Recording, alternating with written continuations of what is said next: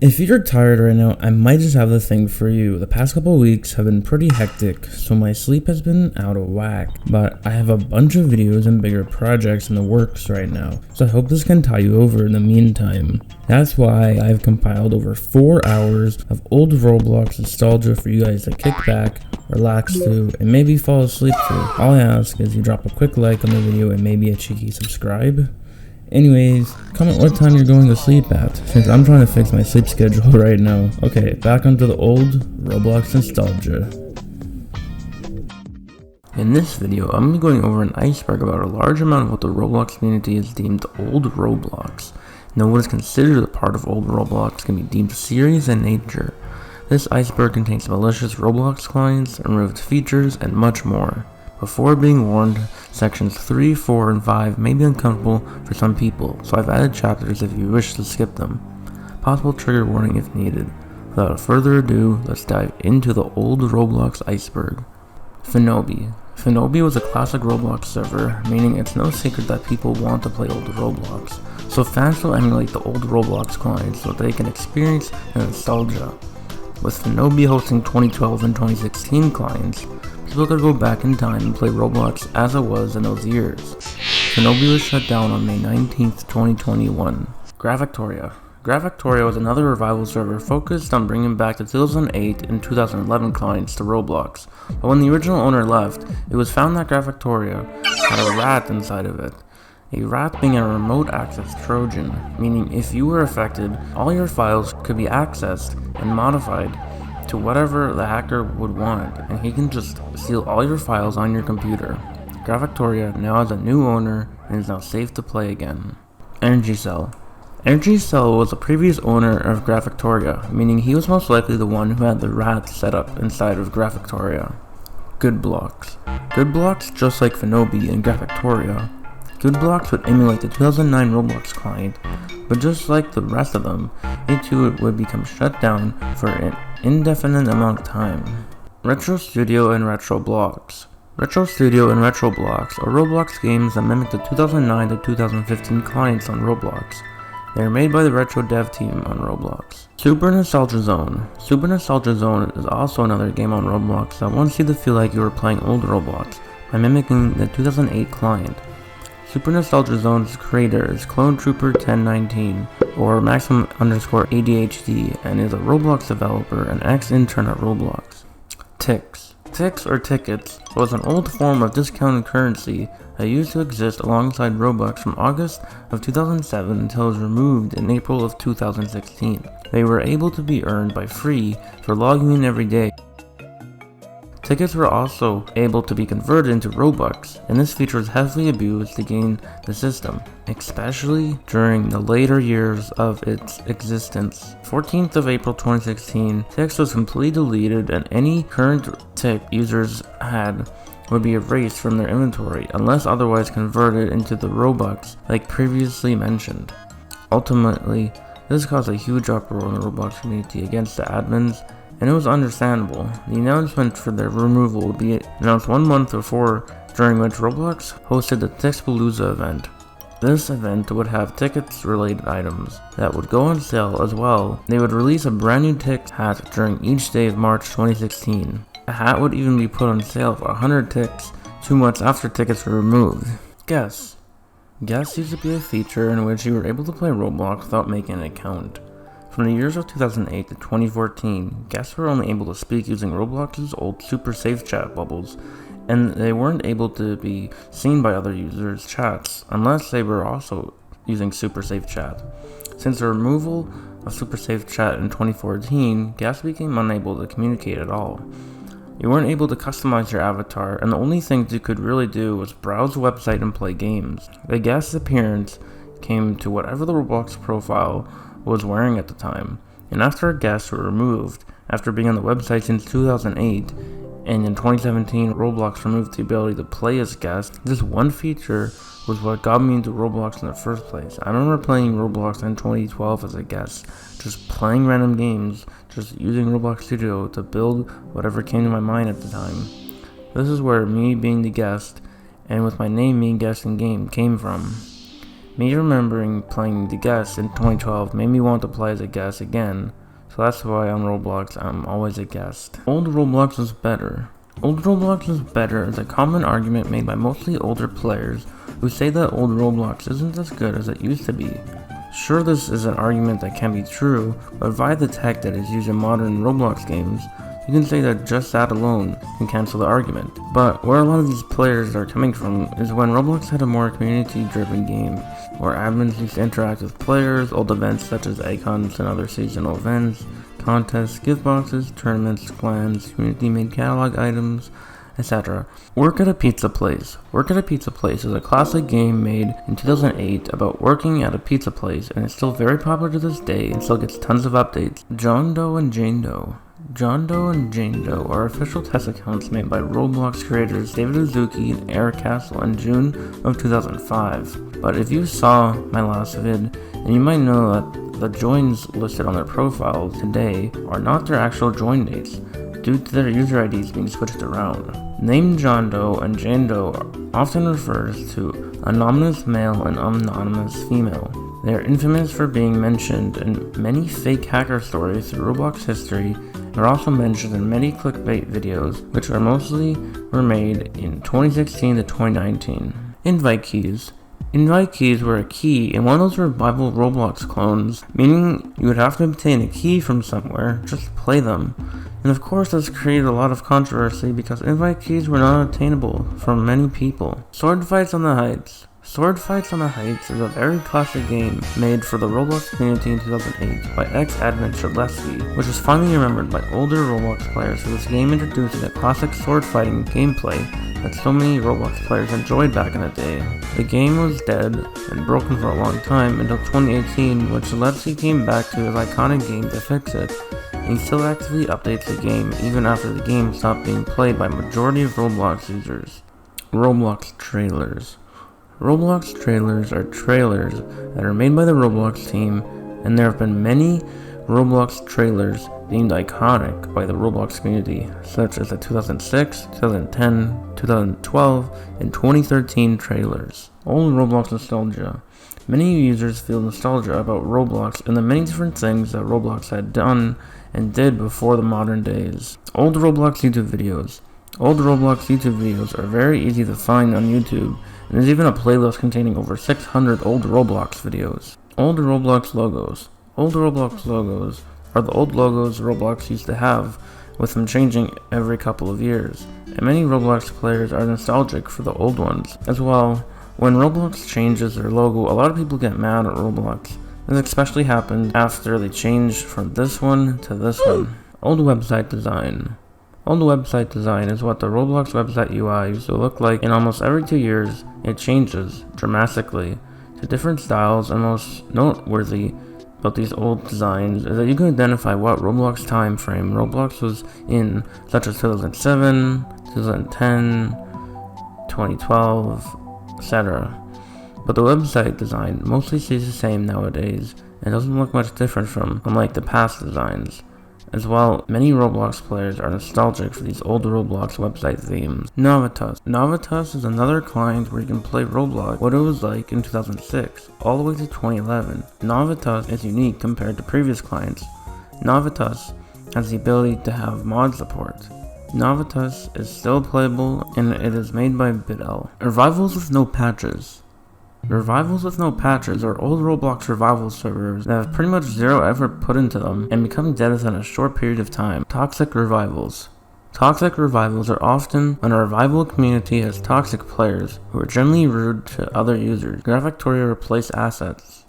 Graphic-Toria replace assets are when the revival Graphic-Toria receives a cease and desist from Roblox, and Graphic-Toria's assets have to be changed in order for the server to survive. Roblox changing asset links. Roblox changing asset links made it so that revivals weren't able to change links to match new APIs Roblox changed. Awful 2005 recreations. Awful 2005 recreations are games that try to simulate the 2005 version of Roblox, but often they get many things wrong to how they actually were, such as how the 2005 robot is a player character, levels being from different eras, and other problems as well. Graphic-Toria being malware. Grafactoria was proven to disable Malwarebytes and was also just being pretty shady all around. Happy Home in Robloxia. Happy Home in Robloxia was a default starting place from 2007 to 2013. Next couple of places were just different colored base plates. After that, the Happy Home of Robloxia would get its own town and roads surrounding it, and finally it was changed one last time in 2011 to a more modern Happy Home of Robloxia, where the final version received the new 2012 terrain at the time. This would be the final time we would get to see any more upgrades to the Happy Home of Robloxia. Shedletsky/Telemon. Shedletsky/Telemon is a famous user for being the former creative director at Roblox from 2006 until 2014. He was the fourth engineer hired at Roblox. During the early years of Roblox, he created the very infamous game Sword Fights on the Heights 4. Also during then, he had uploaded many early Roblox trailers to his channel. Stamper Tools. Stamper Tools were introduced in late 2010. It was mostly used in Roblox Studio and personal servers. The Stamper tool would allow the user to insert predefined sets created by Roblox. It was later put into build mode in personal servers. Later in late 2017, Roblox took away the tool's building function. Roblox Horror Music. Roblox Horror Music is this classic sound used in many old classic Roblox games and is still known by many people today due to it being used in many different memes across the internet. Texture differences. Texture differences are very different depending on the version of Roblox you played, such as the skyboxes, stud textures, and different character images, etc. Reset Tool. Reset Tool is a tool that used to be in a lot of older Roblox games. It was a way to reset your character simply by just clicking Tool. Now the tool does not work because of scripting changes. Old template games. Old template games are pre-selected places you could pick in Roblox Studio, such as this very first one right here, being what looks like a King of the Hill or Capture the Flag type of map. Then later there was a city and medieval, with all of these being deleted sometime later and replaced with either modified versions like city being just changed to a different city, or with maps such as racing and that first one I mentioned earlier being completely deleted, unable to select them entirely, with us just being left with the templates we know today. 1x1x1. 1x1x1 was to be a very rumored player on Roblox when John Shedletsky made a blog post about an evil 1x1x part.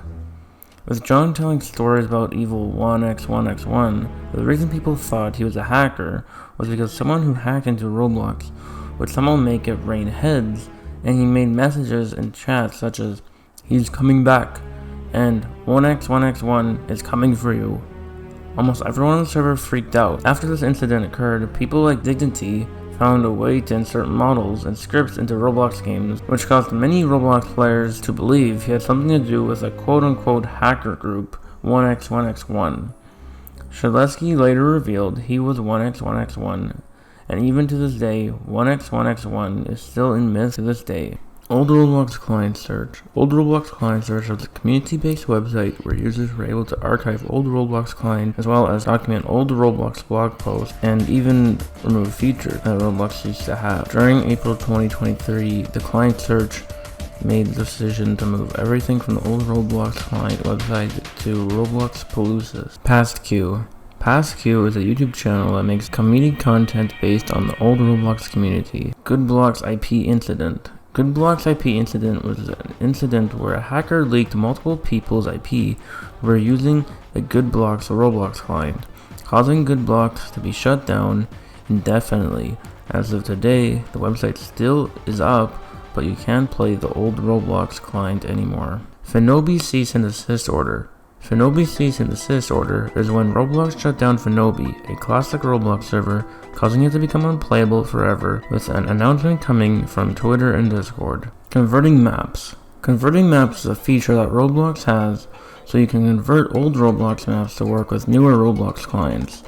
But when you try to play an older Roblox client with new maps, you have to convert them yourself because of new features Roblox adds. Welcome to Roblox Building. Welcome to Roblox Building was a game made by the official Roblox account based upon building mechanics. It was up from 2010 to 2016, with the game becoming accessible forever in 2017. RBX Legacy. Before Biddle made Novetus, Biddle made RBX Legacy. Before he stopped working on it, he had tried to make 2007 to 2011 client. Player points. Player points were awarded to players who did various things in different Roblox games and was first implemented in April of 2014 as a beta feature.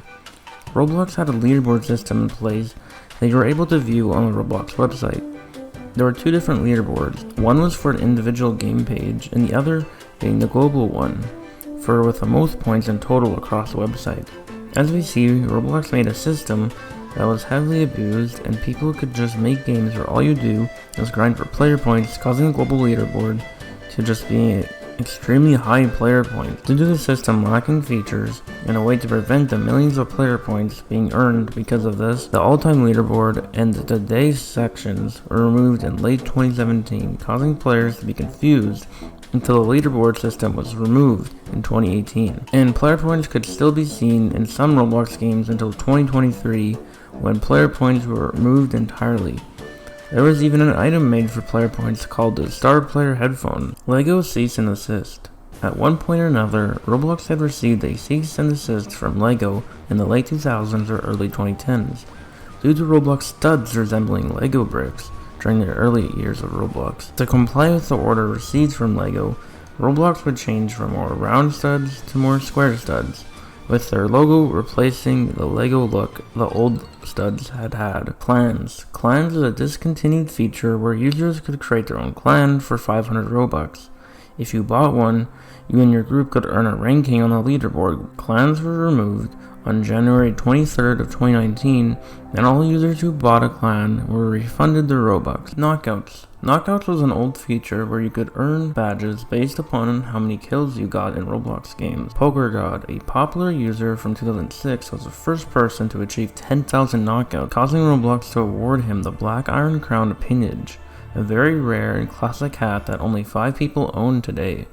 For his great accomplishment. Knockouts used to appear on your Roblox profile before the feature was moved in July of 2015, with the badges being left on the website but becoming unattainable. Polygon. Polygon was a Roblox revival of 2009 and 2012 versions of Roblox now being shut down. Rainway. Another revival being based on 2010. Rainway was closed for the time being while it becomes redone. Fenobi virus rumors. There are multiple rumors about Fenobi being a virus. I cannot confirm whether the rumors are true or false. Chaos Cannon. Chaos Cannon is another classic brick battle Roblox game made by Shedletsky in 2006, but hosted under the Roblox account, and was one of the first Roblox games created on the Roblox platform. The game was made in collaboration with community-created models from users Pilot Luke, Tanksy222, and Yahoo. Chaos Cannon was popular in its prime years of 2006-2009, but remained unpopular after, unlike their counterparts, Crossroads and Rocket Arena. During 2017, the game was closed for unknown reason, and you still can't visit the game today. Old Roblox physics. Old Roblox physics were very different in old Roblox compared to today. Your character would glitch out, and also a lot of time you can be randomly flinged in the air. Security holes. Many old Roblox clients have security holes in them, ranging from minor to major. Area 51/Underground Base. Underground Base was a game made by Icy Fresh in 2008, and after getting hacked, the model of the entire map was leaked, and it spread all over the Roblox website, causing anyone to create those Area 51 maps we know today, and this is why we see the same map in so many Roblox games. 2012 April Fool's Hack. 2012 April Fool's Hack has been explained to death so many times, so this is going to be very brief. But what happened is when hackers got access to the admin panel, they were able to change many things on Roblox, such as making their own custom banner messages, releasing Roblox items early, banning and unbanning famous users, duplicating rare items, and even uploading their own custom faces to the website. Their accounts were later banned and Roblox was restored, but even today there remains artifacts from the incident, such as some of the rarest limiteds being made from that time, and those two faces they uploaded still remain on the Roblox website to this day. Cheat engine hacking. People were able to use a common cheat engine to cheat in the older versions of Roblox. Pizza Boxer. Pizza Boxer is the owner of Polygon and admin of Tada. As well, they are responsible for owning the old Pizza Boxer website. Morgan McGuire Morgan McGuire was the original creator of the G3D engine, which was used for creation of the early 2004-2005 official Roblox clients. Sandbox. Sandbox was a building game that was popular in 2008. G3D Fun. G3D Fun was a lesser-known client to simulate the 2004 version of Roblox. Roblox Footage Archives. Roblox Footage Archives was a deleted YouTube channel that had hosted an old Roblox ARG, and it was believed that novetas, retroblocks, and old clients were used to make the footage in these videos. Fanobi shutdown caused rumors. Fanobi shutting down caused many rumors for what the real reason was for the shutdown. RBLX 04. RBLX 04 is a Roblox game that attempts to simulate 2004 Roblox. Roblox Hub / Roblox Lock. Roblox Hub / Roblox Lock were revivals that had 2006 to 2021 versions of Roblox. They both have since been shut down. Early 2006 starter place. Originally the starting place was just a blue base place, just a chair, a table, and a single bed from January to April of 2006. Toolbox models. Toolbox has many models that uses a controller function, the old version for how most vehicles had worked from 2004 to 2009. Roblox used the controller function until the feature was later removed entirely, with vehicle seats replacing them in 2009. Sprees. Sprees was a myth game that featured in Fanobi, where Sprees and other NPCs would ask you random questions and say random phrases to you, until after a while Sprees would say to follow them. After them saying that, everyone would freeze in the server, and you would be kicked from the game. After Fanobi shut down, this game has since been lost to time. Google Videos. Before YouTube was the mainstream video sharing service it is today, there was once a time when there were other websites to share videos, and one such one was Google Videos. And many Roblox players had uploaded their Roblox videos to Google Videos, and this is how a lot of old Roblox footage was recovered. Old.pizzaboxer.xyz. Old.pizzaboxer.xyz is a website that hosts archives of many old Roblox recreations, minigames. Before what we know today as our player character, before 2006, during the years of 2003 to 2005, the way Roblox operated was instead of a player character, there were player controllers, and so the only games that were possible to play were minigames. These minigames were very simple and were pretty similar to each other in nature, with most of all, you controlled the camera, more like in the early years of Roblox compared to now. Mercury. Mercury was an old Roblox client recreation of 2013 and was merged with Polygon later on, thus discontinuing the first version of Mercury. Voxel Terrain. Voxel Terrain. I swear this one feature is what got me so intrigued about Roblox when I played it as a guest in 2012. Voxel Terrain was introduced in 2011, and it used meshes to render terrain, and voxels are the same way terrain in Minecraft is generated. Imagine if Roblox went down a different path and decided to continue, and they decided to expand this feature, and modern Roblox could have looked a lot different today. But Roblox would end up discontinuing this feature in 2017 in favor of smooth terrain. GIFs. I already explained what GIFs are in my History of Roblox Hats video, so I'll briefly explain them here. GIFs were a discontinued hat series where Roblox players could do certain tasks or buy these GIFs with Robux, and you would receive an item different from the gift box later on. The last GIF explosion had happened in 2017 with very few items, and you wouldn't even be able to keep the gift boxes after it opened. Instead, the gift box would just be transformed into the item. Holiday Giveaway 2017 was the last time we saw Roblox giving out gift boxes. Polygon IP Incident. There was an incident that had happened with Polygon, causing multiple users of Polygon to have their IP leaked. Junior BX. Junior BX is most likely a very dead Roblox revival. I don't even know what Roblox era it would try to recreate. Ictablox. Ictablox was another revival that was for 2016, and currently their website seems to be shut down for the time being. Is 2016 old Roblox? Depending on how old you are and how long ago you joined Roblox, some people could consider 2016 Roblox to be old Roblox. But in 2018, I remember the same question was asked with 2014 Roblox, and back then, 2014 wasn't considered old Roblox. Heck, I joined back in early 2016. but until then, I was a guest from 2012 to 2015. So what I consider old was anything 2013 and older back then. But now I think Old Roblox is anything 2015 and older. So we change as we age, but for 2016, it's not Old Roblox. Heck, I even seen people call 2017 Roblox Old Roblox.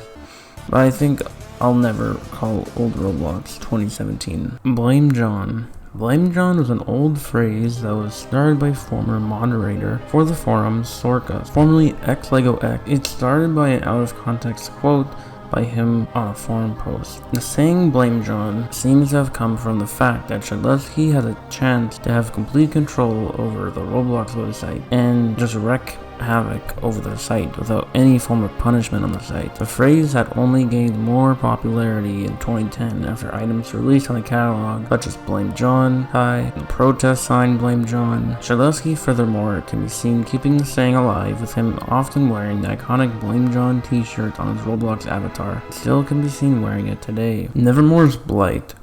Nevermore's Blight was an old game made by Shedlevsky. It features planes, a building, and Killbot. Amy model. Warning, this entry is NSFW, so skip to this timestamp instead if you're sensitive. With the warning in place, the Amy model is a Roblox model that would follow you, and let's just say she would say untasteful things to you and would start doing inappropriate things to you. 2006/2007 shaders. The 2006/2007 shaders have hidden shaders in them that make those clients very unique to the time and aren't present in modern Roblox. Alphaland. Alphaland is a 2016 revival, and it is speculated to have a virus in it. 2005 user date change. Users who joined in 2004 and 2005 had their user date changed to 2006, and I talk more about this in the first 100 Roblox users video. Rox Olb. Rox Olb was an archive of old Roblox images and screenshots, and unfortunately it no longer works. Roblox Footage Archives, but it's real. Roblox Footage Archives, but it's real is a channel that uploads real gameplay of old Roblox from the years of 2005, 2006, 2007, 2008, 2009, and is where I get most of my old Roblox footage from in my videos. Tada. Tada was a revival that is created by PastQ, with it having 2010, 2012, and 2014, and it was planned to have 2016 as well before it was shut down randomly, and it was unable to be accessed for a short period of time before the site and the Discord were brought back online, just with the users being reset. Old Roblox OST. All old Roblox audio uploaded by admins in 2013 and earlier is considered the old Roblox OST by some. Rawdom. Rawdom was a revival that had 2007 and 2011 clients, and it was revealed to have malware inside of it towards the end of its lifespan. Rawdom has since shut down and is commonly used by the ORC community as an example of rat revivals. Meteorite. Meteorite is a revival that has a 2016 client. My Roblox.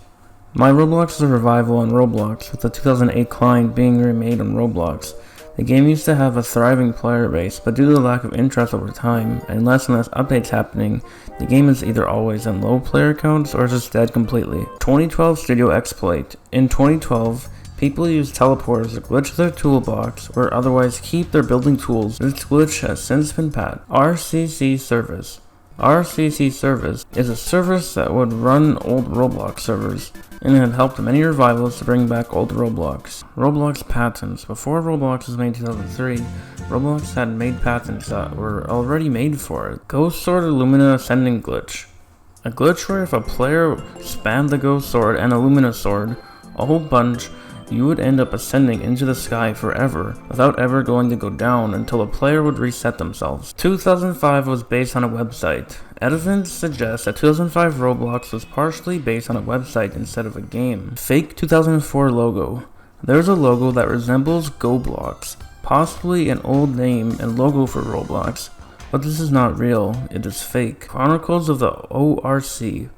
Chronicles of the ORC is a YouTube documentary-styled YouTube channel about old Roblox revivals. Despite a video on the channel stating it's still in progress, the video itself has been deleted. and it has been stated that Chronicles of the ORC is discontinued. Me Winner is a video that has an entity in it. The reason why Me Winner is in the video is unknown, as he has no correlation to the video at all. Mysterious footsteps in play solo. Multiple people have claimed that they hear footsteps when they are playing Roblox by themselves, but this is just their imagination. Roblox Footage Archives is real. Roblox Footage Archives is real is another channel claiming the footage that they upload is authentic, but it most likely isn't true. Escape is a Roblox revival made by Seven for the 2016 version of Roblox. Escape had been discovered to be a rat. Escape now has a revised version that is no longer malicious. IDK16 is another revival for the 2016 Roblox client.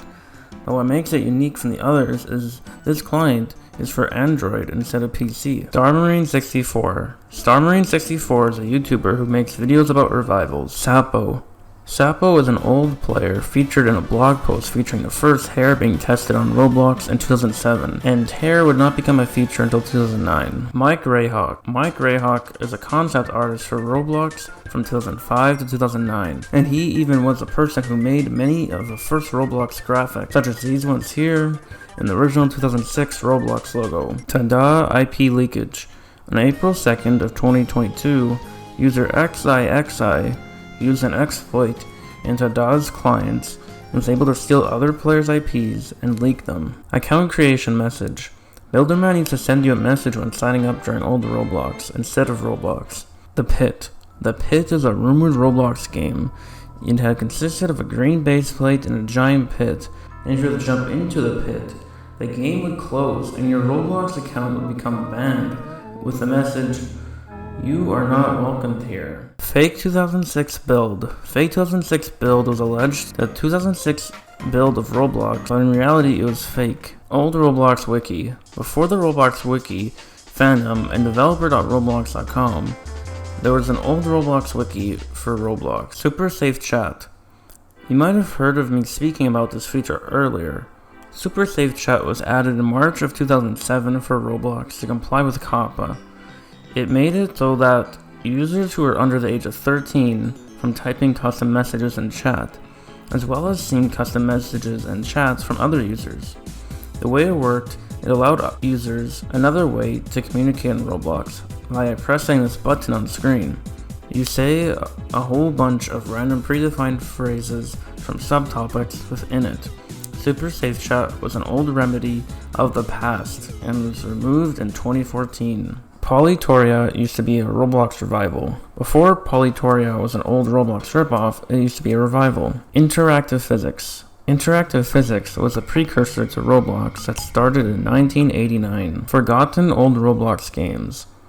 Many Roblox games from the past have been forgotten in time, due to them not getting much traction as they used to have. Problem user. On October 17, 2006, Talmon, or aka Shadletsky, would leave a post on the GameDev.net forum asking what the best way to ban users is, and Talmon would state the following. Hi there, our casual online game has reached a milestone today. We need to ban our first problem user. Ideally, I would like to ban him from both playing the game is played on the downloader at EXE, and posting in our online forums. Still to this day, we have no idea who this problem user is or what he did in the first place for Shadletsky to go out of his way to start figuring out how he should go about banning users. Negative aura of old Roblox.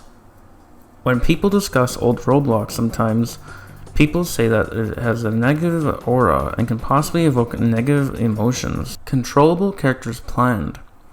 Controllable characters were not in Roblox until 2006, but mention of controllable characters can be seen in this screenshot during the beta of Roblox that took place in 2005, and that one is one of the most requested features at the time. Minigames will never be found.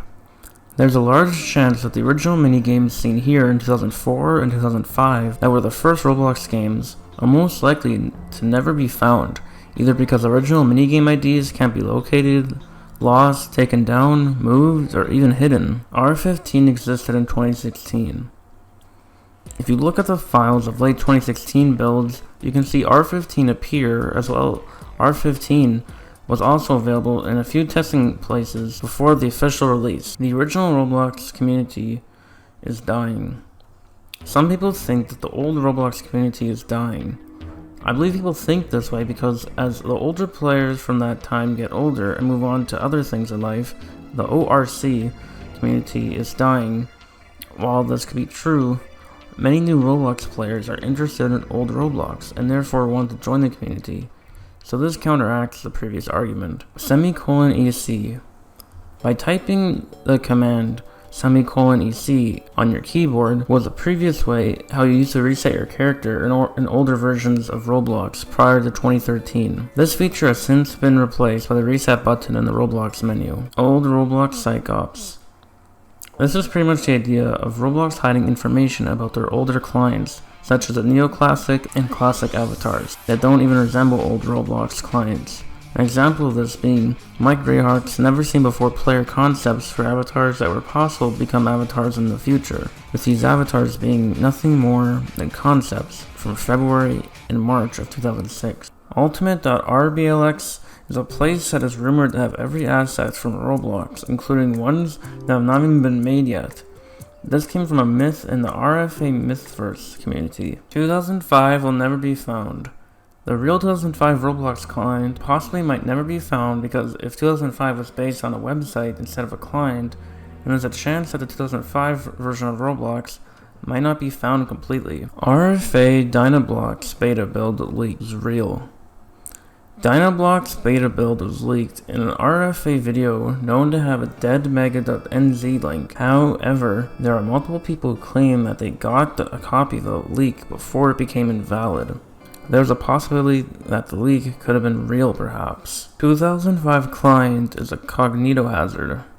The RFA wiki has made a suggestion that the 2005 client was harmful and dangerous to its users.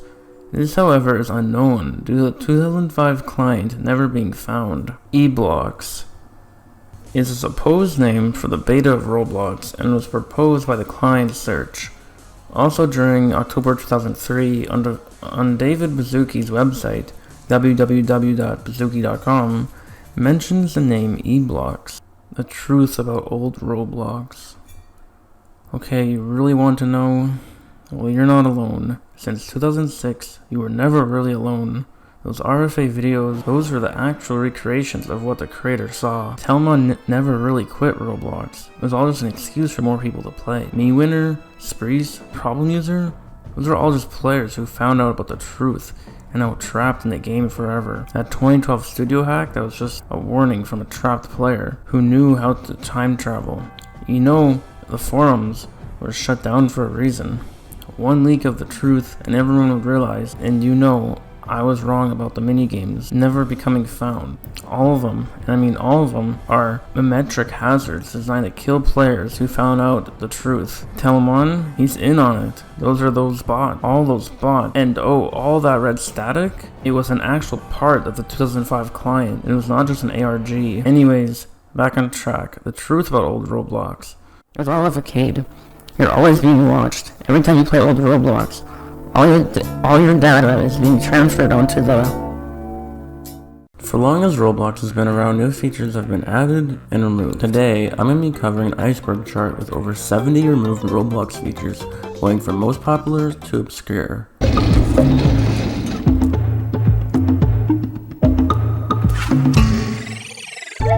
Bloxy Awards, formerly Roblox Film Festival, Hall of Fame, and now the Innovation Awards, is a yearly event held on the Roblox platform. The Bloxy Awards is held to honor different artistic, creative, and social abilities of the platform, originally intended just for video creators and animators.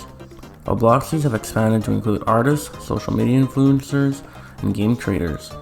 Near the end of the year, the Roblox community can send in their votes for each category, where for most categories, 5 final nominees are picked at a later date to finalize the voting process. The results are then streamed on platforms such as Twitch and YouTube. The first Bloxies that took place was the 2013 Hall of Fame and the Roblox Film Festival shown during the BloxCon 2013 event. During 2022, the Bloxies were replaced by the Innovation Awards. Unlike the Bloxy Awards, this version of the Bloxies is instead a in-person event that is held at the Roblox developer conferences. Builders Club used to be an old membership players could buy, starting out as a beta testing feature on April 12, 2007, and then came to the public on April 16. Then in June of 2009 and later October, 2 other tiers were added: Turbo Builders Club, TBC, and Outrageous Builders Club, OBC. At first, OBC had its own purchase page before being merged in October. After purchasing Builders Club, the user would receive different benefits depending on what tier you bought, such as daily Robux, join more groups, BC only places, membership badges, sell items, trade, exclusive items, and if you had OBC, you were able to enter the DevX program and earn real-life money from converting your Robux into real-life change. Builders Club was replaced by the modern Roblox Premium on September 23, 2019. From 2003 to 2005, the first studs were first square, and then they looked popped out instead of flat. Then from 2006 to 2009, we got the classic studs we all miss. These studs became no longer popped out and instead used textures on the block. Studs became circle studs, similar to Lego. Then from 2009 to 2013, studs became square, and after 2009, they got the letter R for Roblox on them, this being a pretty iconic version of them. Then from 2013 to 2015, studs became more refined with better shading, and the R logo had become more popped than ever before. In January 2017, the R logo was changed to have the modern Roblox logo on the block. After March though, the logo becomes removed from it, and this is what remains on Roblox to this day. Contrary to popular belief, Roblox was not sued by the Lego company for circle studs. The Lego company does not have a patent on the Lego brick. Egg hunts used to be an almost annual event to celebrate the Easter holiday. It started off fairly simple, as in April 2008, eggs would rain down from the sky in every Roblox game. This once again happened in 2010, then in 2012 the event changed how it worked. Instead of eggs dropping from the sky, instead, Roblox made it so that every egg for the egg hunt for the year could be obtained from a single hosted game on the Roblox platform, where users had to do certain tasks to earn each different egg. In 2020, the egg hunt was something different. Instead of one single game hosting all the eggs in one game, instead it would be more like a hub for different portals, for a user to go to different individual games made by user-generated games instead of Roblox games. And during the event, there was an egg called the Tiny Egg of Non-Existence. The egg was originally created to be a troll by Telmon during the 2008 egg hunt. This egg, being a troll item, made it impossible to obtain in the 2008 egg hunt. Now, this egg was the last egg released by Roblox, as in the 2020 egg hunt being the final egg obtained in the event, but the way we know this was the last egg to ever be released by Roblox. This is because if you look at the description of the badge for the Tiny Egg of Non-Existence in the event game, it states goodbye, essentially saying that there will be no more future egg hunts hosted by Roblox. The guest was a feature intended for newcomers to test Roblox, and this certainly worked, as because this feature is what made me discover Roblox in 2012. And I just remember being enamored by the charm of Roblox so early into my childhood. I was so happy getting to experience Roblox on my parents' 2007 old laptop, where I had to wait 20 minutes to play Roblox because of how old the laptop was. So this feature holds very dear to my heart. The guests were introduced in September 26, 2008. The functionality of the guest was very limited, as all you could do was play games and look around on the website. For heck's sake, you can't even chat to other users on Roblox. The guest appearance was based on what the Roblox account was currently wearing at the time, and in 2012, this is what the Roblox account was wearing.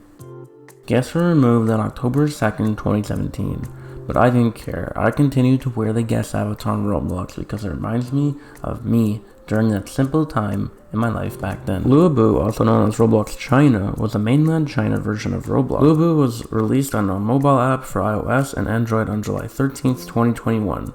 A Chinese version of Roblox Studio was made downloadable before this. Roblox's Chinese website explained that the release of the platform would focus heavily on collaborations with schools and educators, and it was touted as a potential educational tool for science, technology, engineering, and mathematics STEM students. Roblox owns an account on Bilibili, a Chinese video sharing website similar to YouTube. Development live streams and contests are hosted on an account. Chinese Roblox players get a username formatted as Robloxian, followed by 9 random lowercase letters and numbers as seen in various videos featured on the Luabu platform. Robux are able to be spent in the avatar shop. As such, Robux on Luabu can only be used to purchase passes and developer products. Around July 21st, 2021, non-Luabu users that logged into the Luabu QQ Studio Luabu editor within a few weeks had their accounts converted into hybrid Roblox Luabu accounts. This voided all their Robux, disabling adding friends and preventing them from joining groups. On July 22nd, 2021, or July 29th, Roblox blocked all non-China IPs from logging into Lubu or Lubu QQ Studio, Lubu Editor, preventing any further accounts from being affected. A few weeks later, all affected accounts were reverted into normal accounts and their Robux restored. On December 8th, 2021, Lubu was shut down indefinitely. A post was made on the Lubu website announcing this, thanking players for helping test and stating that the product will continue to be optimized for the time being. On July 17, 2022, Roblox reportedly terminated over 5 million Lubu accounts. This potentially showed that Roblox either gave up on the project, on which much time had been spent, or they had other plans for Lubu. However, since April 20th, 2023, they began uploading on Bilibili, almost 9 months after the mass deletion of the Lubu accounts, with their latest upload being from November 1st, 2023. Skateboard gears are a vehicle-type gear item that was first introduced in late February 2010. All variants are based on real-life skateboards. The release of the skateboard triggered a series of building contests that were ongoing until a later time. Many of the contests were sponsored by Disney. 7 out of the 33 skateboards were released for the Zeke and Luther event, 2 being freebies and others being prizes. There are also skateboards for each type of BC, being 3 for BC, TBC, and OBC. 2 out of the 33 skateboards are Roblox toy code items, which are still available. The skateboards work just like vehicles, except with a few changes to make it look like and feel like you were skateboarding. Experimental body animation frames were used to make it look like you were skateboarding. There were a few problems with you falling over on your side and getting stuck. This could have been fixed by adding an unflip tool or GUI. To dismount, the player could have pressed backspace or the escape key before 2011. Over time, these skateboards had their functions broken and were considered useless by many players. Players have criticized Roblox for removing skateboards rather than updating them. After the deprecation of skateboard platform, many users criticized that the boards were extremely hard to turn, as its handling was outdated from the deprecate coding still in the gear. Many users also criticized the fact that you were unable to get off a skateboard anymore, unless using glitches, using a sit tool, or resetting. During September 16th to 17th, 2019, and then on October 10th, 2019, all of the skateboards were taken off sale. A possible reason for this is that many, if not all, of the skateboards were considered broken by players, as their functions were broken due to modern updates. The limited skateboards were also taken off sale, but are still purchasable and resellable. The Roblox forums were used for discussing and socializing with other people in a text-based format. The forums housed different subforums that each had their own purposes. The forums were introduced on July 12, 2004, and were closed on December 4, 2017, after a post by an admin account announced their eventual removal, which happened a week later on December 11th. In the 13-and-a-half-year lifespan of the forums, many users made posts and participated in the subcultures of each subforum, and the forums were often a site of much controversy and rating, especially in their later years.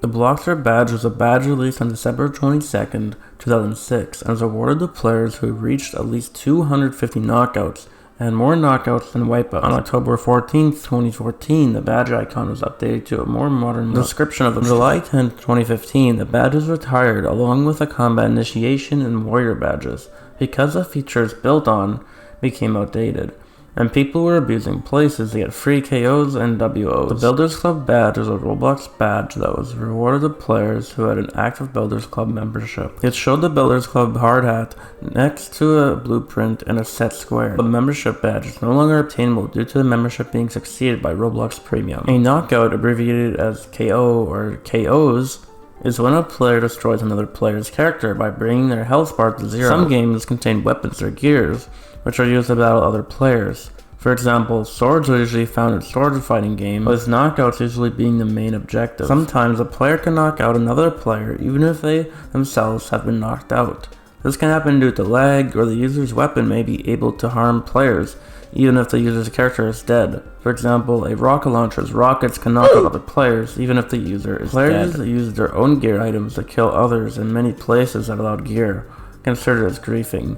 which eventually led to the retirement of the Combat Initiation Warrior and Bloxer badges. Knockouts no longer exist as a recorded stat on Roblox, as they were removed on July 8, 2015. All 3 badges associated with knockouts have been discontinued, but users that previously obtained the badges will still have them shown on their profile. The Outrageous Builders Club badge was a Roblox badge awarded to players who had Outrageous Builders Club. It showed the Outrageous Builders Club hard hat in front of an atom-looking symbol. Player points were a scoring system on Roblox, generally intended to display players' skill. Player points were first implemented to Roblox as a beta feature on April 15, 2014, and were released out of beta when they were reset in September 2014. They are often represented as red coins with white stars at the center of their sides. Players could earn them while playing certain games, either by completing tasks or making progress. Compared to 2 main currencies in Roblox since the feature's beta release, Robux and tickets, player points could not be used to buy items in the catalog or any other place besides these games, meaning they were not a form of currency. Initially, as a limited supply, players were able to accumulate player points in games and rank up into the website's leaderboards, in which it displayed the ranking of players with the most player points accumulated on Roblox. An overhaul of the system is being worked on by Roblox, according to a staff member, although this may have been cancelled as there have been no updates on the overhaul system since January 2018. On May 4th, 2023, a dev forum post was made announcing the retirement of player points on June 30th, 2023. Developers have until May 31st to migrate legacy player points from their game. Sets were groups of models or decals that were created by players on Roblox. These sets could be subscribed to, allowing players to easily find needed models in one easy-to-find location. Sets were located under the Develop page. On this page, you could have seen your sets and subscribed sets. To delete a set, click on Delete this set. You must have an image for it to formally search for sets. Go to Subscribe Sets and click Find Set. There is no set ID 1, the first being 2. Sets ID 2 and 3 and 4 were all owned by Roblox. Although sets were discontinued, the insert tool was still able to load up all of the sets you previously were subscribed to, as shown below. As of July 9, 2022, this is no longer possible. The Turbo Builders Club badge was a Roblox badge awarded to those who purchased Turbo's Builders Club. It showed the Turbo's Builders Club hard hat next to a wrench and a drill. Here is a description of the badge. Members of the exclusive Turbo's Builders Club are some of the most dedicated Robloxians. The Turbo Builders Club is a paid premium service. Members receive many of the benefits received in regular Builders Club, in addition to a few more exclusive upgrades. They can earn a daily income of 35 Robux. They can sell their creations to others in the Roblox catalog. They get the ability to browse the website without My Feed is a feature on Roblox, created on July 30th, 2009. Players could receive updates on their status, such as latest shouts from groups they were in, receive updates from games if they were following them, as well as receive status updates from users on their friends list. From November 2021 onward, you can no longer post on your feed, although you could still visit the page. The only way to use this feature was to post on the group shout. It was announced on a dev forum post on January 18th, 2022, that they would be removing My Feed. Visors are a series of classic hats that either were made for a year or a celebration, such as the year 2007 or Halloween. Their original prices were usually cheap and some are high. Roblox visors are seen by some as collectible. The 2007 to 2010 visors subscriptions always mentioned on the ongoing worldwide problem, such as global warming. However, the last visor to include this type of reference was the 2013 visor. The annual yearly visor series ended with the 2019 Roblox visor. The ending of the series was criticized by many users, saying that they should have kept continuing the series.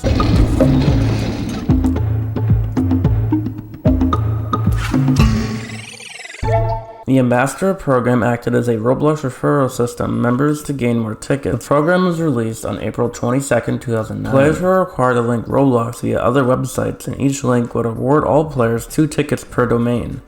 With 3 active links, the Ambassador badge would be given.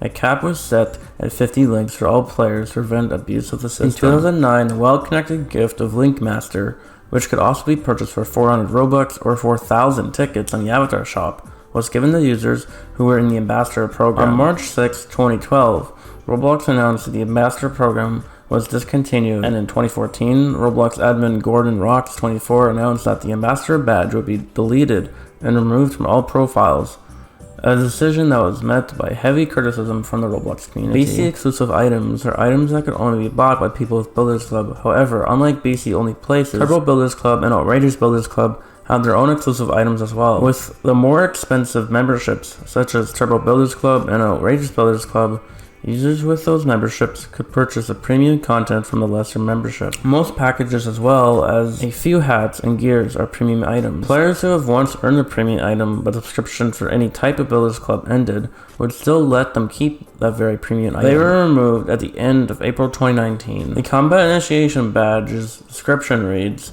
"This badge is a given to any player who has proven his or her combat abilities by accumulating 10 victories in battle.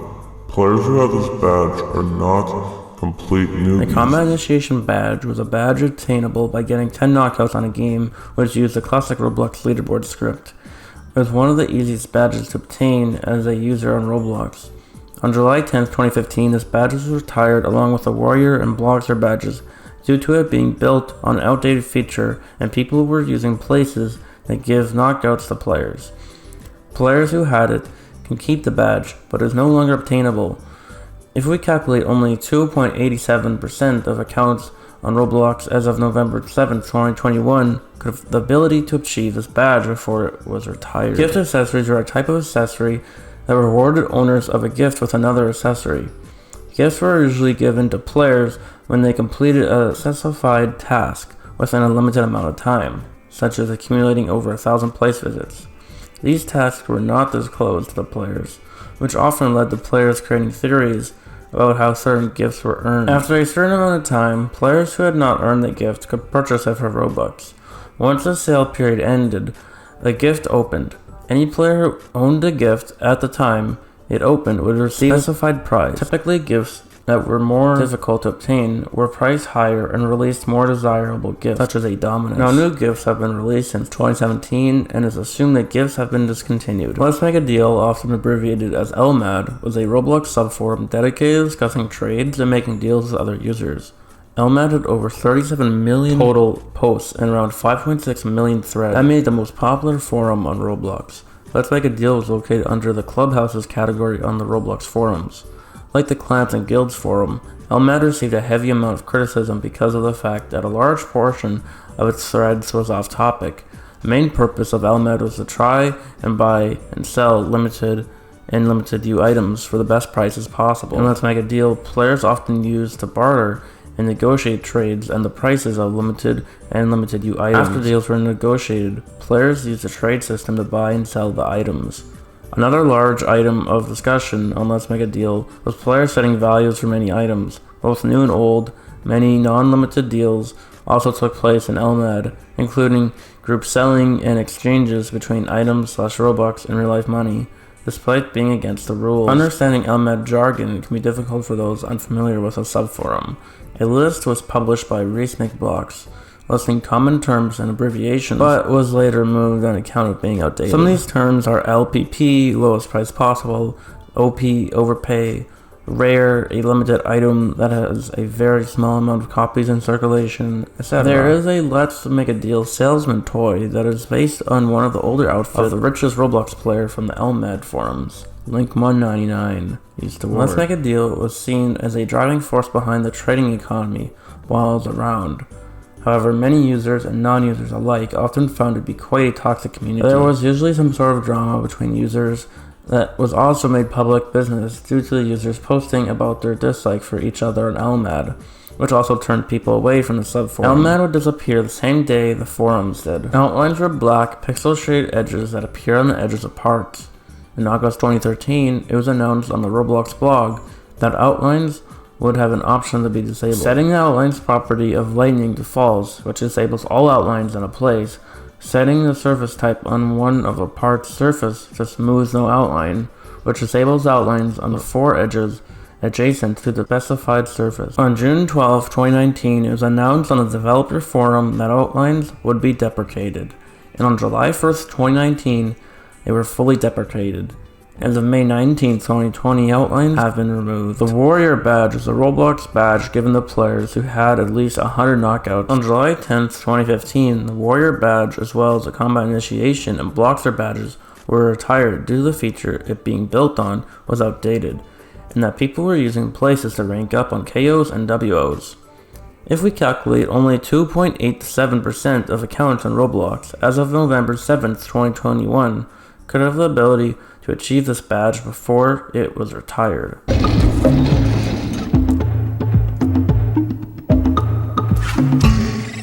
13+ items in the Avatar shop could have only been purchased by players who registered their accounts with a birth date that has their age at 13 or older. They were identified as a gray tag and could have not been put up for resale or trade. There were 8 13+ items, with 7 being portrayals of real-world guns. These being the Luger pistol, M1 Garand, Historic Timmy gun, Trench Warfare shotgun, the General's 45, Mauser 96 Sten gun, and the Ruby Horde, the Rapscallius treasure, which was a part of the bundle that could have been obtained by a $40 Roblox gift card on June 1st, 2013. Then later was on sale in 2015 from the Memorial Day sale from that same year for 300 Robux. The feature was removed altogether on July 3rd, 2020, making all former 13+ items able to be purchased by users with a birth date under 13. Screen Space Ambient Occlusion, also known as SSAO or Ambient Shadows, was a Roblox feature released on January 28, 2011. Along with the updated graphics, Roblox would automatically turn off this feature if it detects a user receiving less than 30 FPS because of the shadows. It could be prevented by turning off by setting quality level to level 21, setting anti-aliasing to off, and not using OpenGL. It's believed that when dynamic lighting was released, ambient shadows were removed to encourage people to use a new lighting system. As of December 19, 2020, there is no confirmation on why ambient shadows were removed. Around January 9, 2021, Roblox implemented HBAO, Horizon-Based Ambient Occlusion, to make the render look better, as it is an improvement to SSAO. However, for a few weeks it was disabled due to various bugs. Later, on January 29, 2021, it was re-implemented after fixing them. Build mode is a removed feature in Roblox in which players could use stamper tools to build a game. Instead of making the game in Roblox Studio then testing it when it was done, players were able to build the game as they were playing the game. The tools used were exactly the same tools used in Welcome to Roblox Building, a game made by Roblox. Players use this mode as a fast and easy way to make games without scripts and free models. Starting in December 2010, users could click on the tool button in the bottom left corner of the screen to open a panel that would allow them to equip and unequip build tools. During its lifespan, build mode was criticized for not allowing much freedom for editing a game and for causing a rush of poorly built games. Due to the said criticisms, most people steered away from build mode. In late December 2016, build mode was quietly removed. Unlike most removed features, the removal was unannounced on the Roblox blog and Roblox's social media accounts. The Builders Club beta features were features of Roblox that were open to the public testing for members of Builders Club. Builders Club beta features were responsible for Builders Club members testing features such as body meshes, personal servers, mega places, group building were a part of BEC beta features and were discontinued as each feature became accessible to all users. Some were discontinued and replaced with new all-user features, and others are now available for any player to use. Most BC beta features were removed in 2011, the last being the personal server in 2016. Personal servers were first introduced by NJ Ostracized and Gen2 Integrity at the 2011 Roblox Rally. The feature was fully released on November 2nd of 2011. Initially, personal servers had their own tab besides regular experiences on the front page. Because personal servers had a player limit of 50, this helped to allow them to have exposure. Roblox later removed this tab sometime in 2013, greatly reducing the flow of new players to personal servers. Personal servers were a type of experience on Roblox in which players could build and have the experience automatically save progress periodically. Unlike regular experiences, they were allowed to only have one server running. A default building tools, given that builders were the stamper tool and its associated complements. Roblox describes a personal server as like a game plays, but it never closes. Unlike a regular experience that has its server closed when all players leave, a personal server never closed. Therefore, the personal server never reverted to the way it was before users started playing it. This created the opportunity for personal servers to be used as collaborative building projects. Personal servers could be changed back to a regular experience and vice versa. The owner and administrators could assign access levels to specific users via clicking the player's name on the leaderboard. These access levels dictated what permissions that player had, i.e. what the player could and could not do within the personal server. Large communities formed in many personal servers. They sometimes created a Roblox group to further assign and divide the permissions of players. There were a multitude of popular genres. Building servers were common. There were two distinct types of building servers. Free builds were servers that allowed everyone to build anything they wanted. It was a way to allow players without Builders Club to experience unrestricted personal server style building. There were also servers that had specified objectives in their builds, be it a city or a building. Experiences in which visitors did not build were also popular. Examples would be roleplay such as town, school, and others. Businesses such as airlines, hotels, and theme parks, obstacle courses, tournaments such as races or sword fights, minigames such as musical chairs, and many others. Even though many builds utilize custom building tools, Snapper Tool Persists were also present. They built exclusively or almost exclusively using the Snapper Tool, embracing its simple functionality and aesthetic. Around 2010 to 2012, there'd be personal servers with a blue wall saying, "This personal build server has not been configured." Positioned to be the thumbnail, this is a type of starter place that utilized a configurable terrain editor. If you join an experience with that thumbnail, you would spawn in a clear box with just sky around you and a message saying, "Welcome to your new personal server. Please configure your terrain below." An issue with personal servers was griefing. This often occurred in personal servers in which building rights were handed out too freely. Griefers would sabotage a place through means such as flooding the map with water or blowing it up using C4 or explosive gear.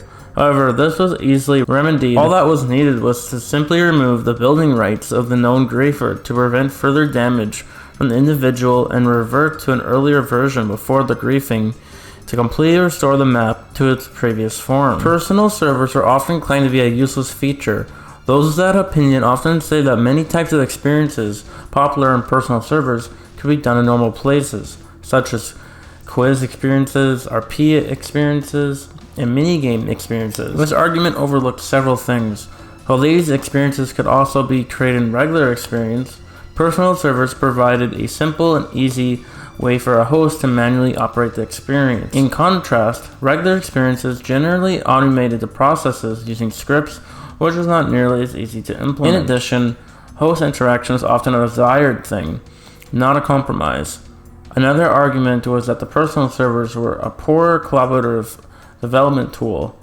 This ignores the fact that the majority of personal servers are games in of themselves. The standard tools that came with personal servers are also prone to develop bugs over time. These issues were completely ignored by Roblox, who most likely wanted to de-emphasize the personal server feature and emphasize normal places in accordance with their goal to shift the experiences in a different direction. On April 13, 2016, personal servers were announced to be soon replaced with Team Create on the Roblox blog. The option to create new personal servers was soon disabled.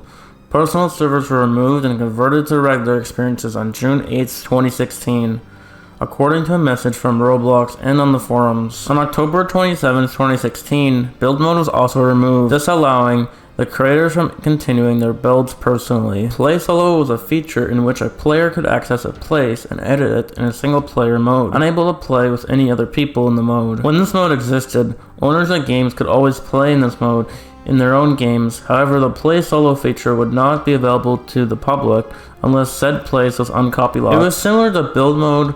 You could save your work as a model if you liked it. The logo continued to evolve over time when the mode still existed.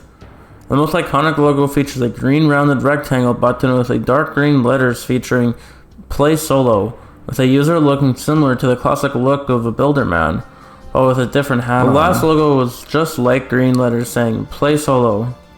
Another term for Play Solo mode is offline mode, as noted when your mouse hovered over the very last Play Solo button. Play Solo was removed sometime in 2014 or 2015. Rental items were items that had a set expiration date.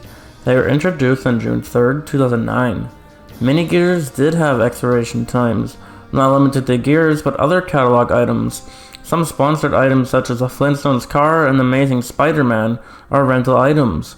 They had 4-week and 2-week rentals respectively. On June 25th, 2019 and March 2021, many of the currently on sale rental items were either changed to be bought normally or taken off sale. The rental detail on items does not appear on off-sale ones. Rental items were discontinued because of the majority community dislike on this feature, and for the simplification of the website. The stamper tool is a tool that was introduced in late 2010. It was primarily used in Roblox Studio, Welcome to Roblox Building, and Personal servers. The tool inserted models and decals from either the user's items or predefined sets created by Roblox. It was first tested in Roblox Studio and Welcome to Roblox Building, and was later released in Build mode and Personal servers. Roblox deprecated this tool and building method along with the deprecation of Insert service, which had the ability to insert models via the client in October 2017. On the Roblox website, you were able to create a party in an online chat. This feature allowed users to join games together. If the party leader and the one who created the party joined the game, everyone in that party would be forced to join their game and server with them. On Xbox One, users in the same Xbox Live party with Roblox Open would join the game of the party. If someone left and joined the new game, the entire party would follow them. This led to a lot of frustration because as people were playing a game, if someone else joined a different one, they were automatically moved without warning. On June 22nd of 2011, it was announced that this feature is going to come to Roblox, and a blog post written by Reese Makeablog. Parties were typically used in friend groups to join the same game together. If the party leader joined a game, Roblox would automatically found a server that fitted anyone. This allowed users to guarantee to be able to play with one another. Players were only allowed to be in one party at a time. Joining a party in a different chat whilst being in a party had you leave the previous one. As of October 7th, 2022, if you have no friends, the chat tab description still mentions partying. Make friends to start chatting and partying. In 2015, this feature was overhauled and was no longer available to people not on your friends list. As of 2019, this feature was removed to modernize the site, but ended up making the community upset. Recently, there has been speculation that parties are returning as squads as seen in the client files. The laser was a tool introduced on an unknown date in 2006. It was a preset, Hopper bin, and is a variant of the delete tool. It was able to quickly delete any part that is not locked, and can be fired at an extremely quick rate. This item, along with the flamethrower, is one of the only official Roblox tools to not make it far in its life, with its use heavily declining after 2008. It was later removed.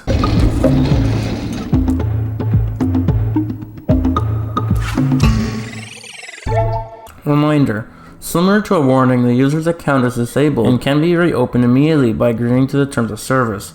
Unlike a warning, this was given to new users or very mild violations. It appears to have been dropped due to its redundancy, and all reminder offenses were merged with the warning offenses. Bevels are a partially discontinued graphical Roblox feature which rendered smooth 45-degree edges on meshless parts. They were a prominent graphical element contributing to Roblox's aesthetic over a period of 5 years. Bevels were introduced to the Roblox client on October 30th, 2007. Similar to many of Roblox's graphical elements at the time, they were automatically enabled or disabled by default depending on the user's graphics card. However, they could be manually set in the studio settings, in addition to optional anti-aliasing. Bevels were historically responsible for the same remnant edges as seen on the R6 Roblox character, with no distinction being made from the character limbs and other parts in the world. However, after they were disabled on parts, code was retained for the limbs in order to preserve the existing character style.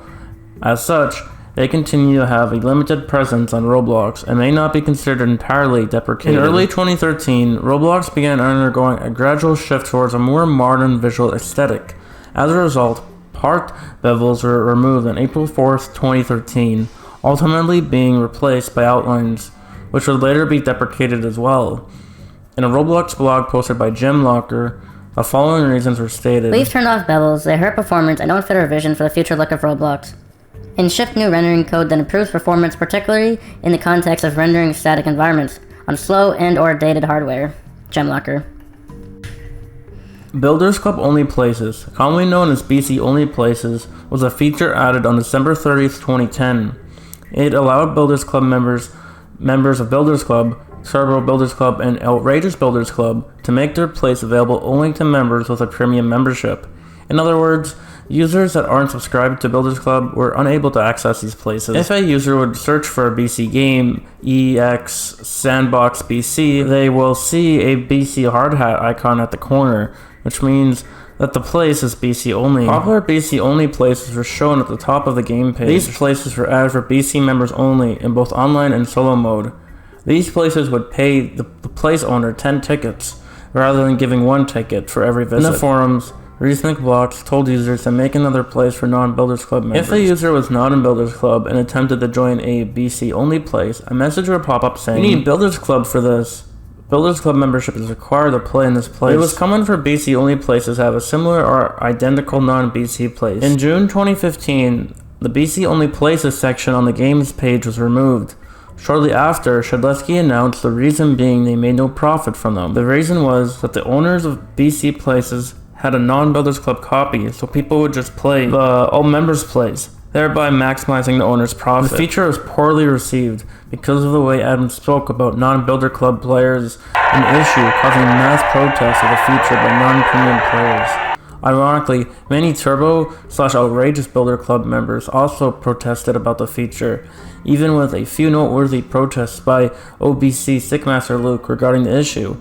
The whole issue created hundreds of pages of discussion in the Roblox forum. The first night after the release, Mr. Doombringer banned some users who were protesting the feature. Many protests of the new feature called PC only games, gym blocks, and segregation at its finest. By the end of October 2017, the feature was discontinued, which made all Builder Club only places available to all players. To open up the possibility of gaining and retaining more users along with earning more revenue, according to Night Galade ID. Data persistence was a method for saving data from one game session to another. Due to the player and place specified nature of data saving using data persistence, players were required to be in-game to load or save their data, and data could not be loaded or saved across multiple places in the same universe. On July 14th, 2016, in Roblox version 252, July 2016, all data persistent features were marked as deprecated or discontinued. Though their usage had already been discouraged before then, after, some people lost their data playing games that used data persistence between May 28th and May 29th, 2014. As of May 2021, that data persistence has been disabled in all games. For newer data stores should be used instead. Live Ops, also referred to as developer events, was a Roblox system which had replaced the events feature. It aimed to better spotlight games by up-and-coming and established developers by featuring a few games on the splash page each day. This system did not provide Avatar Shop prizes, as developers were recommended to make their own in-game prizes for users who participated. Live Ops were intended to begin on May 13, 2019, but were delayed until May 16th, 3 days after EggCon 2019 Scrambled in Time ended. The Live Ops system had been heavily criticized for its lack of catalog prizes. Users argued that this defeated the purpose for both developers and the players to participate in Live Ops, as the games should have provided catalog prizes instead of in-game rewards to allow greater customization for free-to-play users, particularly those who desire Robux but are unable to purchase it. Although there are still promotions which have items available in the Avatar Shop, e.g. Godzilla, King of the Monsters. Users also have argued that this system ended traditions such as EggCons, Hollow Eve, Christmas, Kid Choice Awards, Roblox Winter Games, and other seasonal events. On November 13th, 2019, it was announced that Live Ops would be put on hold till November 21st, 2019, as the system was being re-evaluated. It was expected to come back sometime in 2020, but that exact date has since been overdue. Currently, it is unknown if Live Ops has been discontinued or is still being re-evaluated by Roblox. Mega Places were games whose servers could hold up to 50 players or more with a reduced amount of lag than normal due to increased capabilities of computation power with additional players. Mega Places used more of Roblox's server resources and were only allowed to be created by Builders Club BC members. Mega Places were officially released in August 2011 after several periods of testing with 100 players on Roblox's game testing sites. Groups often made their places mega, as they could hold a lot more members of the group than a standard server. Mega Places was removed sometime in 2014, most likely July 28th. After this happened, all users were able to make places that could hold up to 50 players. Sometime in 2019, all players' max player count was raised to 100. As of April 12, 2021, all users can put the max players count per server to 100, while developer forum members may set the maximum player count to 700. Clans are groups of people that could compete for the top spot on a game's leaderboard. They got to the top spot by earning player points from that game. The total player points from each person in the clan were added up to determine their spot. It was announced on April 22nd of 2014 that creating a clan required a group, 500 Robux, and Builders Club. To invite someone to a clan, the person that owner wanted to invite must have been in a group associated with the clan. Up to 100 group members could be in the clan at one time. On December 12th, 2018, the removal of clans was privately announced. Telescene, on a dev forum post. Now that the leaderboards and player points have been sunsetted, clans are no longer a meaningful part of the Roblox group's experience. Over the next few months, we will be sunsetting clans to completely simplify the user experience. All users who purchase a clan will be refunded when removed. On January 23rd, 2019, clans were officially removed. A super moderator was a type of moderator that specialized in all areas of moderation on Roblox. They were also known as head moderators. They had more power over other moderators, being able to control the forum, accept/deny assets, and moderate around the website. When all of the moderator badges were removed, image moderator, forum moderator, super moderator, the privileges may have been removed from the players who had it. It is currently unknown what happened exactly until a former SM tells the community. Some of the SMs were made into administrators and others were completely demoted. There is no player with a super moderator badge currently on Roblox, since this rank has been removed. Wipeouts, abbreviated as WO or WOs, is a feature that is used to count how many times when a player kills you. This feature is mainly used in Tycoon and Brick Battle games. The wipeout stat increases depending on what happens to your character's health bar when it hits 0. For example, let's say there are two players named Player 1 and Player 2. Player 1 gets destroyed by Player 2 with a sword. Player 1's wipeouts will increase by 1 since their character's health bar dropped to 0, while Player 2's knockouts will increase by 1. On July 8, 2015, wipeouts were removed. Wipeouts no longer exist as a recorded stat on Roblox. Throughout the month of December, the Roblox staff team placed mystery gift boxes in Avatar Shop and awarded them to players who either met certain criteria or had the wit to crack the riddle they contained. Eventually, they opened and revealed a new addition to the player's inventory.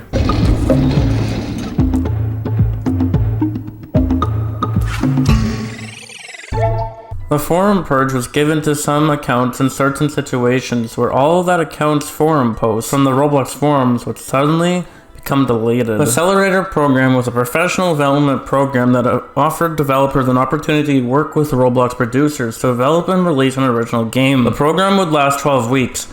The Accelerator program was ended in fall of 2022. As of August 10th, 2023, there are 358 known former accelerators. Clans and Guilds was a forum section on the Roblox forums created to discuss the group's feature. Clans and Guilds was located under the Clubhouse category, which it used to share with Roblox Talk, Off Topic, and Let's Make a Deal. Clan and Guilds was one of the first forums located under the Clubhouse's subheading. The forum section had about 2.5 million threads and 20 million posts. Some common abbreviations for the Clans and Guilds forum include C7G and CNG. In CNG, forumers talked about anything relating to groups. This includes rating, reviewing, voting, and role-playing about groups. CNGers also like to discuss the pros and cons of clans, their favorite/least favorite clans, clan tech, and advertisement for clans. Occasionally, flame wars occurred in CNG. However, about half of the posts were off topic, which was allowed by CNG's official rules. Assault Mines is a fictional place in CNG wherein forumers below 10,000 posts were forced to work until they reached 10,000 posts. The idea of Assault Mines was originally made by CNGer Squidboy2. The CNG Council was a discussion group where many CNGers discussed stuff. The group was owned and led by Lissitsky, along with council members GGGGG14 and Disheartening/Pyman1026. Like the Salt Mines, there were many other things people made to make CNG fun, including Speedo Cops, which were people in police uniform top and wearing a Speedo as pants, created by Yoop/Board Frankly. All-nighters. These people usually never go to bed at all and are usually awake every time, every day. Mini-mods. These people are not moderators, but they like to moderate the subforums and report any inappropriate posts on a subforum. Some of these people could have been forum trolls. There are many controversies that happened in CNG. Some of them were really serious, some of them weren't. Lil K and PSP John 1 controversy. PPS John 1 posted on CNG that the user Lil K 2025, who was in PSP John's Cobra group, had cancer, claimed to have 2 children, and was going to die on the New Year's Day, which would have been on that next day. As this problem started on the New Year's Eve, about all of the CNG believed that the thread made by PSP John 1 was a hoax, and Lil K never had cancer, 2 children, or wasn't going to die. Reason? Because someone with 2 children would not be playing Roblox, and someone who has cancer wouldn't play Roblox either. Fear winning the most active group award at BloxCon. The reason this became a problem is because CNG believes that Fear is terrible, is barely active at all, and was only picked because it is the biggest group on Roblox. Roblox has yet to release an official statement over the controversy. Price floor. This problem started when Roblox admins decided to make a price floor on clothing to 300 ticks and 25 Robux. Everyone claims this is because Roblox is greedy. Eventually, Roblox lowered the price floor to 100 ticks and 10 Robux. Tri-Clan incidents. During 2014, Tri-Clan, a coalition made up of UCR, Fear, and RSF, declared war on Sleet Clan and Rat. Even though Tri-Clan was defeated, UCR, second in command, CBT Kirk, and RSF high-rank Flatflow leaked a conversation that CBT Kirk had with Rat leader Polymorphic, which ultimately resulted in the end of the Sleet Clan/Rat alliance. Polymorphic said that he hated Sleet Clan, and that they were being more of a pain to Rat than they were helping. Sleet Clan was furious and declared war while calling a truce with the Tri-Clan. Rat miraculously managed to win against all 4 clans, however this event was the most talked about thing on the forums in the Q4 of 2014. There have also been incidents where players have tried to get high ranks and leaders banned on purpose. One example being a blog post, and official Roblox admin soon responded to the post as seen here. There were different types of clans, these being super clans. These clans are usually on the first few pages when you search for a group. Some of these clans include Fear, UCR, and Rat. Power clans. These clans are small but very strong, usually undefeated. Some of these clans include the Grand Imperium, the Vacatorian Empire, Void, and RAA. Hide clans. These clans are usually clans that grow up rapidly, but die out fast as well. These clans include Frigid, the Sovereign Dominion, Extinct, Hybrid clans. These clans are known to use both guns and swords. These clans include OO, UCR, and TRA. In-dev clans. In-dev clans are clans that are undergoing development currently. The only notable in-dev clan at the time is Canyon's Strategic Protocol. Country clan. These types of clans are usually named after a real-life country. For example, Night Gallades IDs, USA, the United States of America. VIP clan. This kind of clan is for those leaders who were the free VIP method to recruit for their group. Team Domino, VSO, Fear, and Rat are examples of a VIP clans. PMCs. PMCs, also known as Private Military Corporation, are groups that mainly focus in scrimmages, usually with swords or RCL weaponry. Some of these clans include Platinum Spade and Strikeback. No opinion. These groups are usually Roblox airlines or coffee shops. They will kick you out of the group if you say a negative comment towards the group.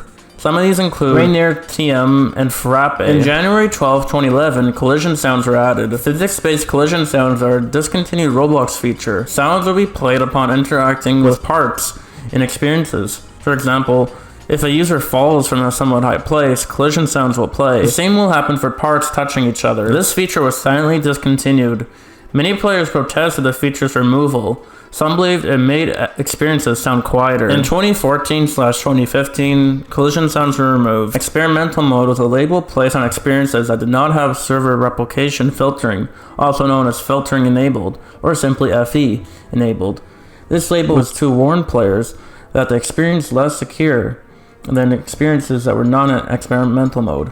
To remove the badge, developers had to turn on filtering enabled, property in the Experiences workspace primarily criticized the changes, primarily due to experiences that had not been updated to work without client-server replication, were at first completely unplayable to many players and later playable but majority broken. Developers criticized the changes as updating the experiences would require major code changes or complete rewrites to be compatible without client-server replication. Roblox justified these changes by focusing on how having client-server replication filtering disabled was a major security flaw, which led to criticism from mainstream media outlets about users seeing inappropriate content inserted into experiences without client-server replication filtering, and that client-server replication filtering is standard across most games, websites, and apps and services. Finally, on June 1st, 2021, the filtering-enabled property was completely deprecated, resulting in it being hidden from the Properties widget in Roblox Studio, and that it would always return true when read from the Lua API. Before this change, the filtering-enabled property could still be toggled on/off, even though it had no effect outside of custom Lua scripts. Glue was a type of surface that could hold together two parts. The Apply button was located in the toolbar near the top of Roblox Studio. By using it, a user could have held multiple bricks, parts, constraints, seats, solid models, and more. When a user selected the glue button, the icon would appear as a hand with crosshairs pointing to a yellow brick. When they selected a surface to apply it to, the glue texture would appear. It could have also been applied to surfaces in the properties window of the object, with labeled surfaces. Glue doesn't hold together. Say for instance a destructive object interferes with the texture. This will tear the bricks apart, leaving the side with glue exposed. In 2015/2016, glue was removed and was replaced with welds. When a user tries to add the glue texture in Roblox Studio, it turns into the weld texture. The bonus round was a page you would receive when signing up on Roblox from 2009 to 2015. Originally in 2009, you were only required to add your email address in the event you got locked out of your account. In 2010, two more options were added. The choice to subscribe to Roblox newsletter was added, and the optional referral code. In 2011, the referral code was replaced with typing in a friend's Roblox username. You got the inviter badge if 3 people entered your username in the referrer section of this page. Even after the badge was made obsolete in 2013, the referrals feature remained on the page until discontinuation. In 2012, the page was updated to be optional, meaning you could skip filling it in. The page went untouched until 2014, when it was edited to remove the newsletter option. In 2015, the bonus round page was removed from sign-up. The image moderator badge was a Roblox badge given to players invited to be image moderators. However, it gets removed if you lose your status as one. Awarded to image moderators, they have the right to approve or disapprove images released by other users. The badge shows up as a decal when an image, a t-shirt, a pants, and a t-shirt is being reviewed. It displays an image of 2 pictures of sunshine and hills. The badge was removed in 2014. The inviter badge was a Roblox badge players received when they invited 3 or more users through email. Like the friendship badge, it is considered a social badge. The inviter badge was retired on October 14th, 2013. It continues to show in players' profiles after its retirement. Moderation history was a feature that listed all account moderations that account has received.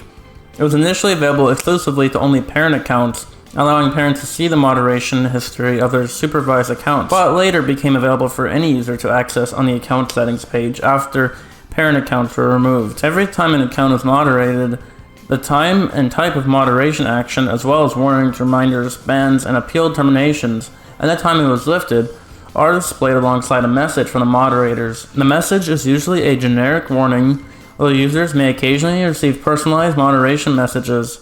Any type of moderation acted upon an account would show up in the moderation history, including violations of terms of service, rules of conduct, and or Roblox forum rules. Moderation history was also used by Roblox to determine eligibility for gifts in the gift explosion events around Christmas, usually related to moderation history.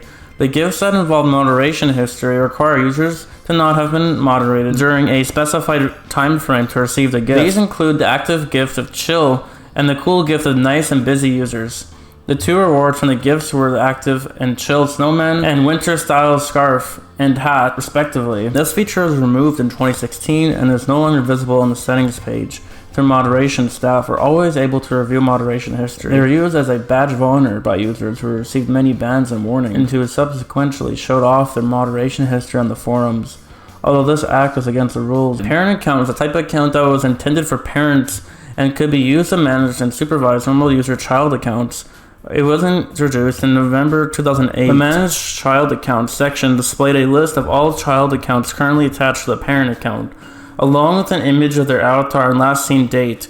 There were also buttons to manage a child account or detach it from the parent account. The Adding New Child Account section allowed parents to attach additional child accounts to their account by entering the child's username and password. Upon attaching a child account, parents would immediately have to select the privacy restrictions, if any, that they would like to enforce on the child account. The Manage Your Account section allowed parents to change the email address or password associated with their parent account. The Parent Links section provided links to various resources regarding child safety online and the terms of service and other legal disclaimers. Parent accounts had the ability to enforce privacy settings and view various details about the child account, such as their friends list, currency, recent purchases, moderation reports, and more. Parent accounts were later discontinued in May of 2012. Halloween gifts started in 2011 when Roblox decided to start them. For 13 days each year, in October, there's Halloween gifts. In 2012, Roblox made it harder to get gifts by making each gift limited time after they came out. The limited time feature not only made it harder to get gifts, but some people aren't patient enough to wait, so it made the gifts come out early. 2016 was the last year before Roblox stopped making Halloween gifts. The Best Friend feature was added on July 30th, 2009. Originally, you could set 10 users to be your best friends. When a user was set as a best friend, you could see their status updates via your feed, which was originally on your profile. Sometime later, you could set more users as your best friends and see all your friends in the best friend status updates. On October 16, 2014, Roblox removed the Best Friends feature. Best friends were converted into friends, while existing friends were converted into followers.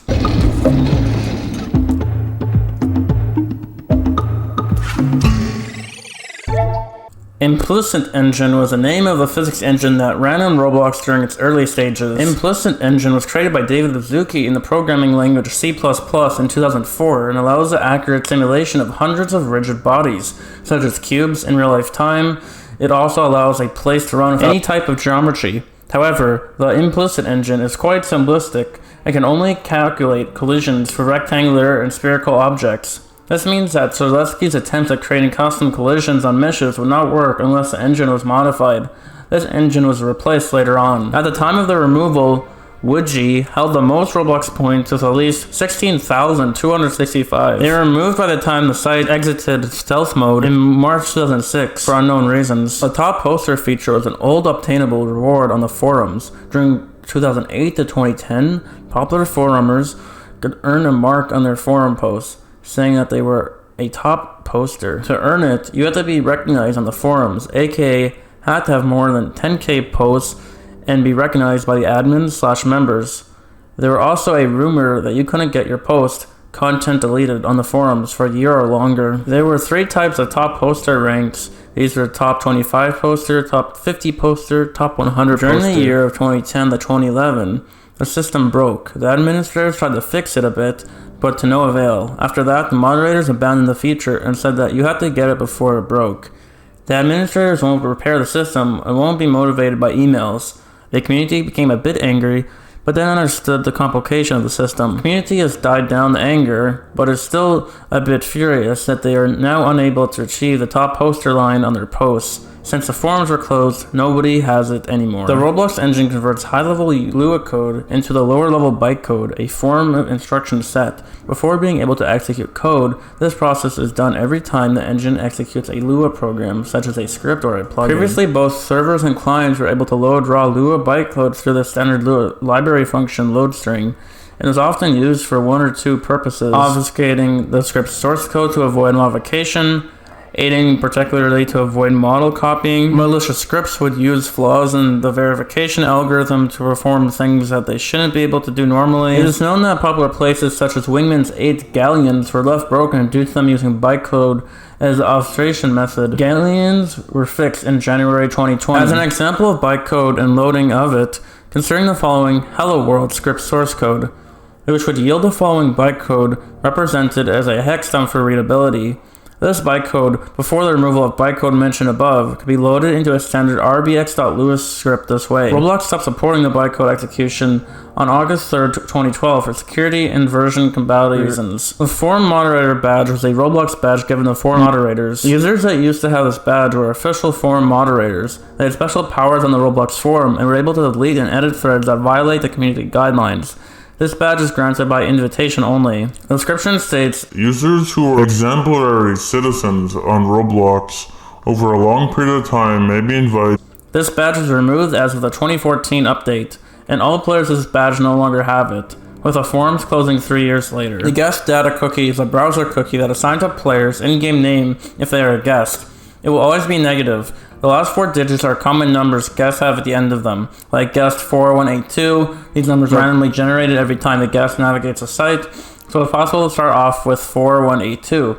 Click discover and then have 3486. These numbers used to be saved instead of being randomly generated on every navigation. People were used to being able to change their guest number by editing the cookie using tools such as Edit This Cookie. Some YouTubers taught players how to change their guest number to thought out numbers, such as 0, 666, 1337, etc., in an effort to scare others. Rarely known, but there was a code that could be found from the Roblox website. When you select your gender through guest mode, you can find this code by inspect element. The code was only visible when you enter a game through guest mode. Guest ID equals negative ID of guest, leaving the guest ID blank will result in random selection from all guest IDs from -1 to -2, 1, 4, 7, 4, 8, 3, 6, 4, 7. That number specifically being the 8th Mersenne prime. Some of these from -1 to -9999 give you the same positive number in the name, while others give different numbers.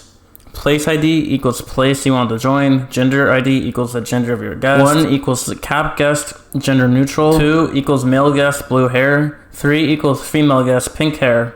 Nothing equals cap guest, gender neutral. When you enter your code into the address bar and press enter, it would load you into a place with a gender ID and guest ID of your choice. Before the guest removal of 2018, adding an infinity sign into the guest ID would result in always joining the game as guest 8. The reason for this is unknown, though it is speculated that is because of turning number 8 90 degrees in either direction looks like an infinity sign. With the removal of guests in October 2017, all methods of becoming a guest would be removed in November 2018. It is no longer possible to use a legitimate and official method to play as a guest. A place where all Robloxians can be free. Facebox was a social media website where users could have chats with each other and through a service outside of Roblox. It was the unofficial Roblox counterpart of Facebook. Having a similar design, the site was not monitored for profanity or malicious behavior. Facebook was an ideal platform where previously banned or hobbyist users can stray away from the otherwise strict policies enacted on Roblox, although the website was oriented for users aged 13 or older. The site was owned and made by Jared Valdez IV. Facebox's predecessor was a website called Roblox Uplift, hosted by Ning. It was created in 2009 by Jared Valdez. Users who registered for an account on this website had to have their form reviewed by site moderator. In 2012, Jared announced that the website was getting recreated. The site is now no longer active and has been sold. Around September 2013, the website switched networks from Ning to Gru.ps groups. The whole website was reset and was redesigned to bear resemblance with Facebook, and at its peak, the website had over 1,800 registered users. Unlike Facebook, the website held a chat for registered users. Users who are online can participate in the chat with other online users. The chat also had the ability to private message other online users. The chat was not moderated and was prone to profanity and obscene topics. The website also hosted a tiny chat room where users can live stream. Groups like Facebook pages were a type of connection on Faceblocks. Groups could interact with the users as if were a regular friend on the website. They could be created on Faceblocks without any kind of payment. Users could like and or join them the same way. Along with the other features, users could upload media to Faceblocks and share blogs and events. Roblox games could be launched from a pop-up that allowed easier navigation while they browse. In June 2014, Faceblocks was shut down. The website redirected to the group's website, stating that the website was abandoned. In September 2014, the website redirected to Jared Valdez's website, where it announced Facebox's closure and revealed the reasons as to why. The announcement revealed information that users previously did not know about, stating that Jared's account was terminated for not complying with Roblox's demands to close the site, along with the complications that came from switching networks. After its closure, some Robloxians went over to suggestions and ideas to express their thoughts on the closure. The website was updated to say that Facebox could possibly make a return. However, Jared's website was eventually shut down as well. After Facebox was shut down, new sites were created to succeed the former website. However, these sites were short-lived. One website possibly derived from the original Facebox is a Weebly website by Chad Verling. It looks fairly simple compared to the old website, and it was opened on March 8, 2013. In 2015, Facebox's Facebook page announced a possible comeback. Since then, no further posts have been made about it, and nothing has come of it. As of 2017, the Facebox domain redirected to Roblox's website. The domain is currently under ownership by the Roblox Corporation. Contests were first released sometime in mid-2005. They are competitions that users enter to compete for prizes. The original contest began in mid-2005 as seen on the Wayback Machine, and do not happen very much at all now. The original contest would be put on Roblox's blog pages. The host was one of the people from the staff. The original contest would be put on Roblox's blog pages. The host was one of the people from the staff. Their prizes were also hard to get, such as video contests. The first contest started on June 17, 2005. It was named Fend Off the Bots, in which you would have to build something to stop robots from catching you. More contests continued on over the months, such as Steer the Spears 1 and 2 and Balance. 2010 to 2011 was when contests were really popular, with over 50 made during that time period. Contests were sometimes criticized when users won a contest with a place had little to nothing to do with the overall theme. On the prizes page, it shows the prizes. It will have the prizes for the highest rated places and sometimes prizes for the most accurate voters.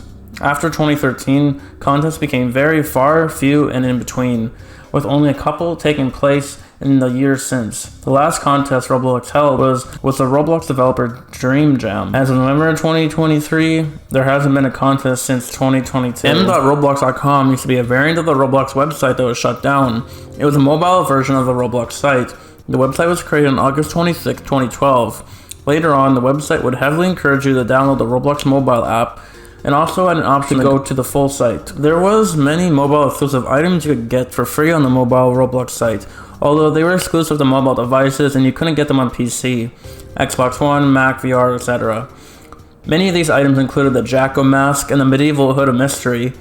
Although there was a trick PC users did to get the mobile exclusive items for free on PC, this trick only worked on Google Chrome. Users could copy the number of mobile exclusive item on the PC site and then go to the mobile site, then go to the catalog and click on a random feature item, then go to the Buy Now button and right click on Inspect Element. Then users would replace that item's number with the mobile exclusive item's number and press enter to purchase it for free on PC.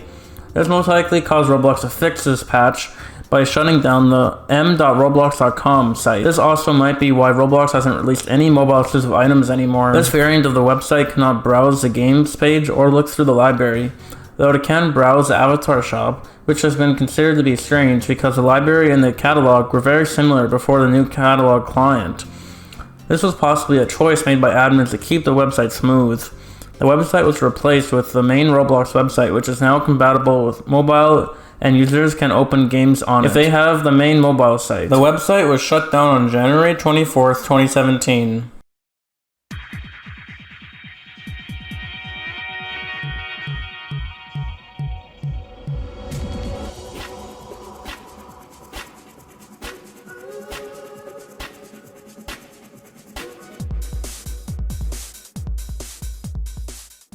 I remember logging into Roblox as a kid in the early 2000s and just being enamored by everything, from the old terrain to the odd features and the old games. Now I'm older, but now, who else wants to relive their early 2000s Roblox nostalgia? I know I do. In this iceberg, I'm going to be going over what really made early Roblox so interesting in the first place. From the early days of old textures to the old Roblox sound effects that shaped the platform's identity. This is the 2000s Roblox era Iceberg. Explained. Dinoblocks. Dinoblocks is one of 3 names to be considered for Roblox during its early development. The domain dinoblocks.com was registered by Jim Stevens on December 12 of 2003. Roblox.com and Dinoblock.com were all used as redirects to Roblox.com. The earliest recorded accessible version of the site is archived at the Wayback Machine, albeit with missing CSS and asset files. At Roblox BloxCon 2013, during the State of Robloxia presentation by CEO David Baszucki, an early mock-up of the Dinoblocks website was shown. It includes a reference to GoBlocks, as well further confirming that GoBlock, Dinoblocks, and Roblox were the 3 names that were considered. The Great Strategy. The Great Strategy, also known as the Robloxian Anthem, is the first national anthem, albeit instrumental, of Robloxia.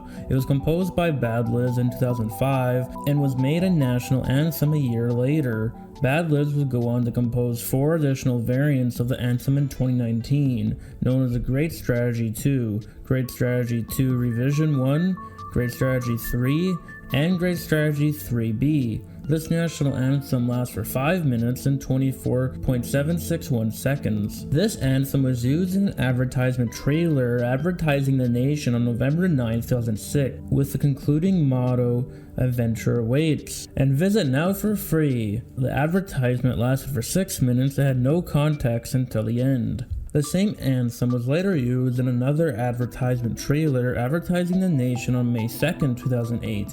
In this advertisement, which now included context, Robloxia is described as a place where mayors can build their own areas and invite other citizens to their places.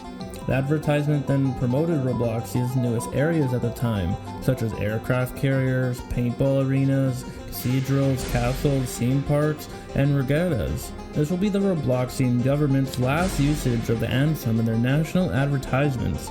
Fortunately, the advertisement just lasted for 3 minutes and 45 seconds. Ambassador Program.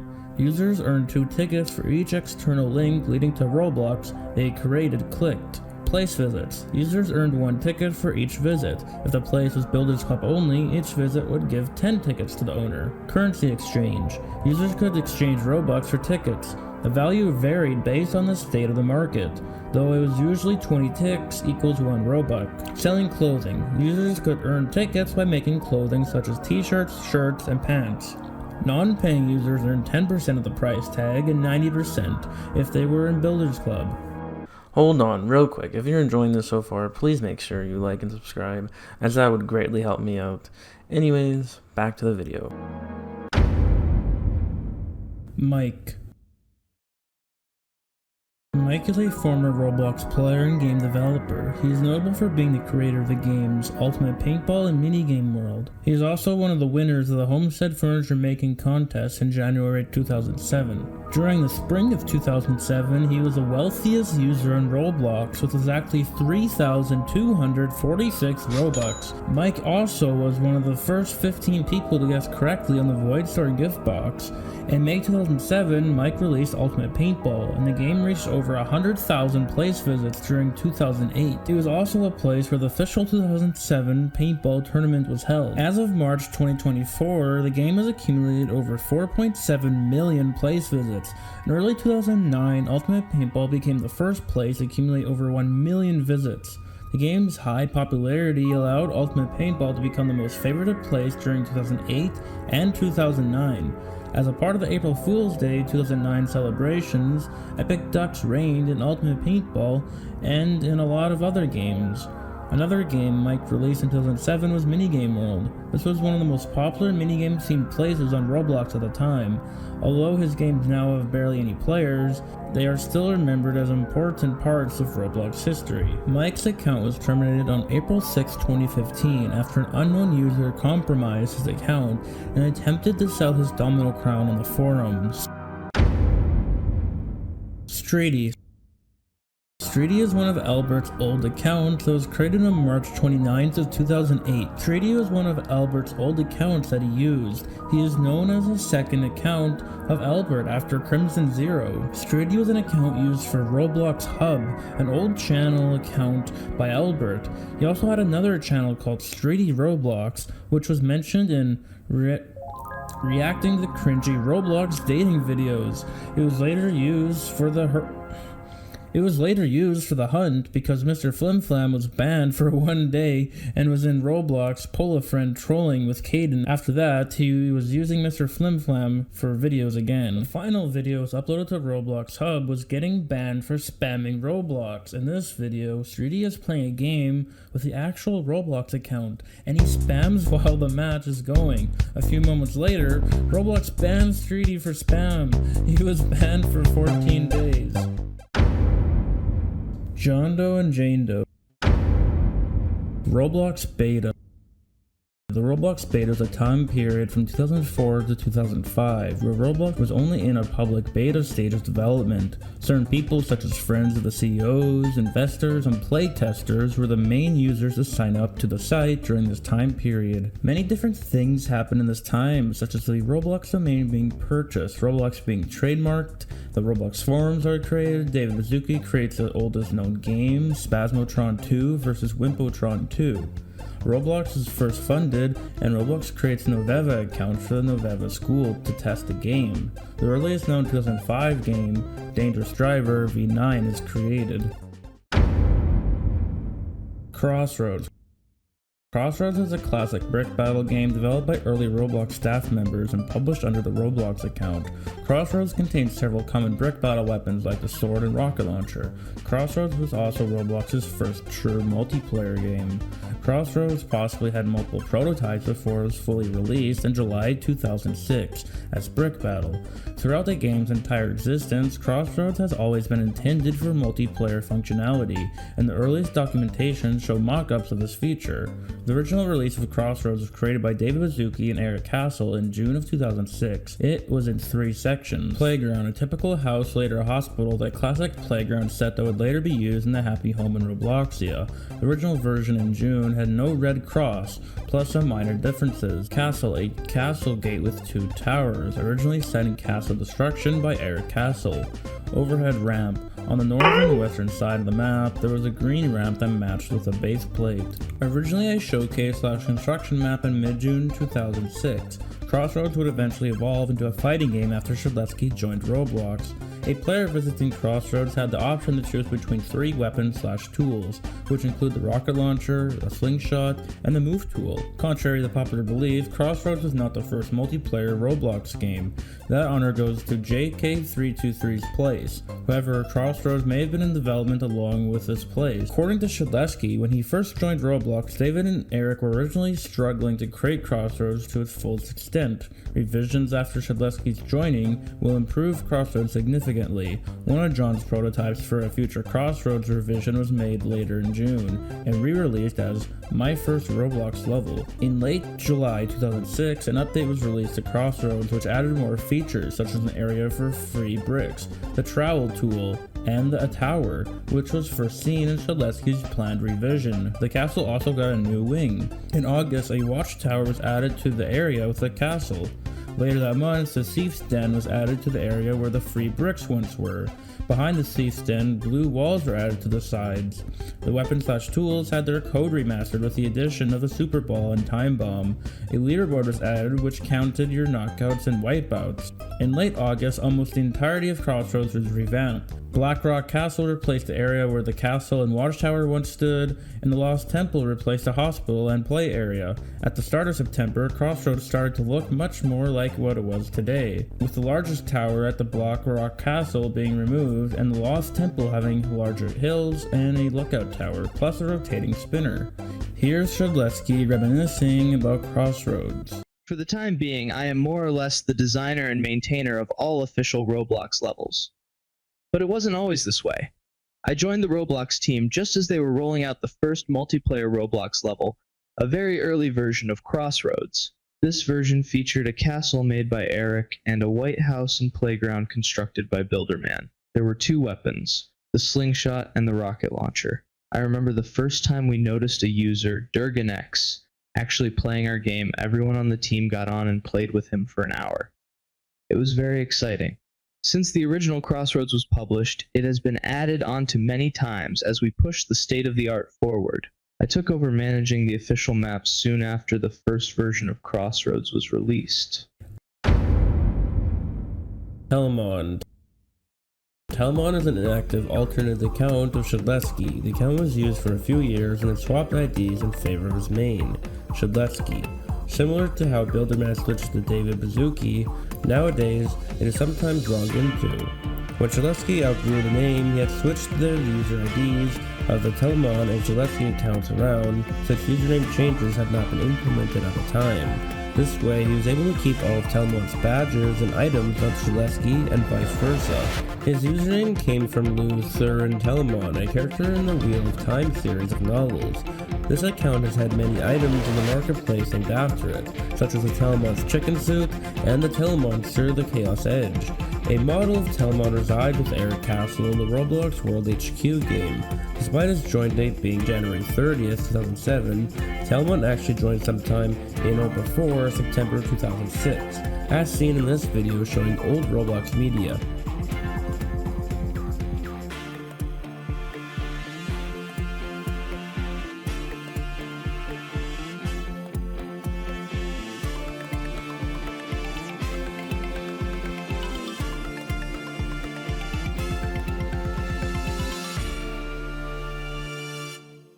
A few screenshots are shown from this month that show Telmon in this time. This is likely due to the ID swap of the accounts. According to an item on Roblox, Telmon is Roblox's official Santa Claus. My first Roblox level. My first Roblox level was one of the first games that was created by John. It was created in June of 2006. As of November 16th of 2023, the game has been visited 76,598 times and has been favorited 3,646 times. The game's description says, June 2006. It is one of the earliest versions of Crossroads. Ouch.wave.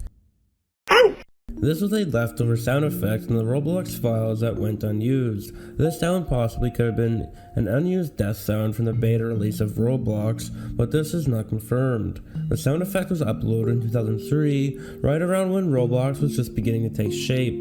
The audio is found on a website known as audiosparks.com, where you were able to buy the sound effects for $1.85. Later on, the sound effect owner updated the sound to Ultimate Sound. Sandy Place. Sandy Place is a place created on March 10th of 2006 by David Bazuki. There is nothing in this place except a small yellow platform that you can walk on. This is one of the oldest Roblox experiences that can still be played today. Eric Castle. Eric S. Castle, known on the platform as Eric Castle, is a co-founder, administrator, and former VP of engineering on Roblox. He was a fairly active admin on the website, but rarely visited any experiences. Eric passed away at the age of 45 on February 11, 2013. On February 11, 2013, the Roblox staff stated on the Roblox Twitter account that Eric Castle had unfortunately lost his fight with cancer. In May 2014, Eric Castle was online, shocking many users. Some said that he was hacked by an unknown user, and others said his younger brother or his sons were using his account. His kids were using the account is generally the accepted explanation. On October 8, 2023, the account was seen online again, due to a glitch that made more old Roblox accounts seem as though they were online. His children's Roblox usernames are Stunshocker and Redusin. Winifred George. Winifred George is one of Roblox's best songs from 2001. It's a tracker tune composed by Manumas of Softneys. Several Robloxians believe it brings back old Roblox memories. Softneys is a collaboration of two musicians from Finland. We both have played instruments and started making electronic music with trackers, old school music making software, from the 90s. We have roots in the demo scene and northern Finland's electronic music scene. Soft Knees was formed in 2010, and since then we've had regular music making session weekends every 2 to 3 months. In addition to remote collaborating, we also love to have guest musicians playing their instruments for us, so we can mix electronic elements with real instruments. We're not locked to any particular genre, though there are often recurring elements in our music, like wide soundscapes, lush synths, and song structures, admiring more storytelling or capturing single moments instead of general verse and chorus. Sometimes we also create music videos, which can be divided into demo scene, real-time generated graphics, and collages combining similar themed short parts from videos found on the internet.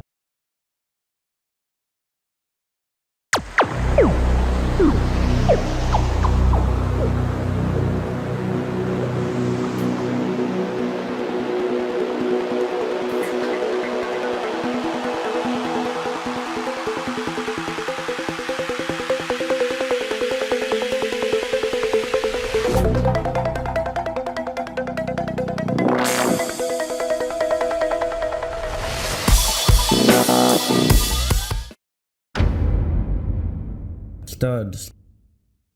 Studs are a service type. The current studs are black squares without a symbol on them.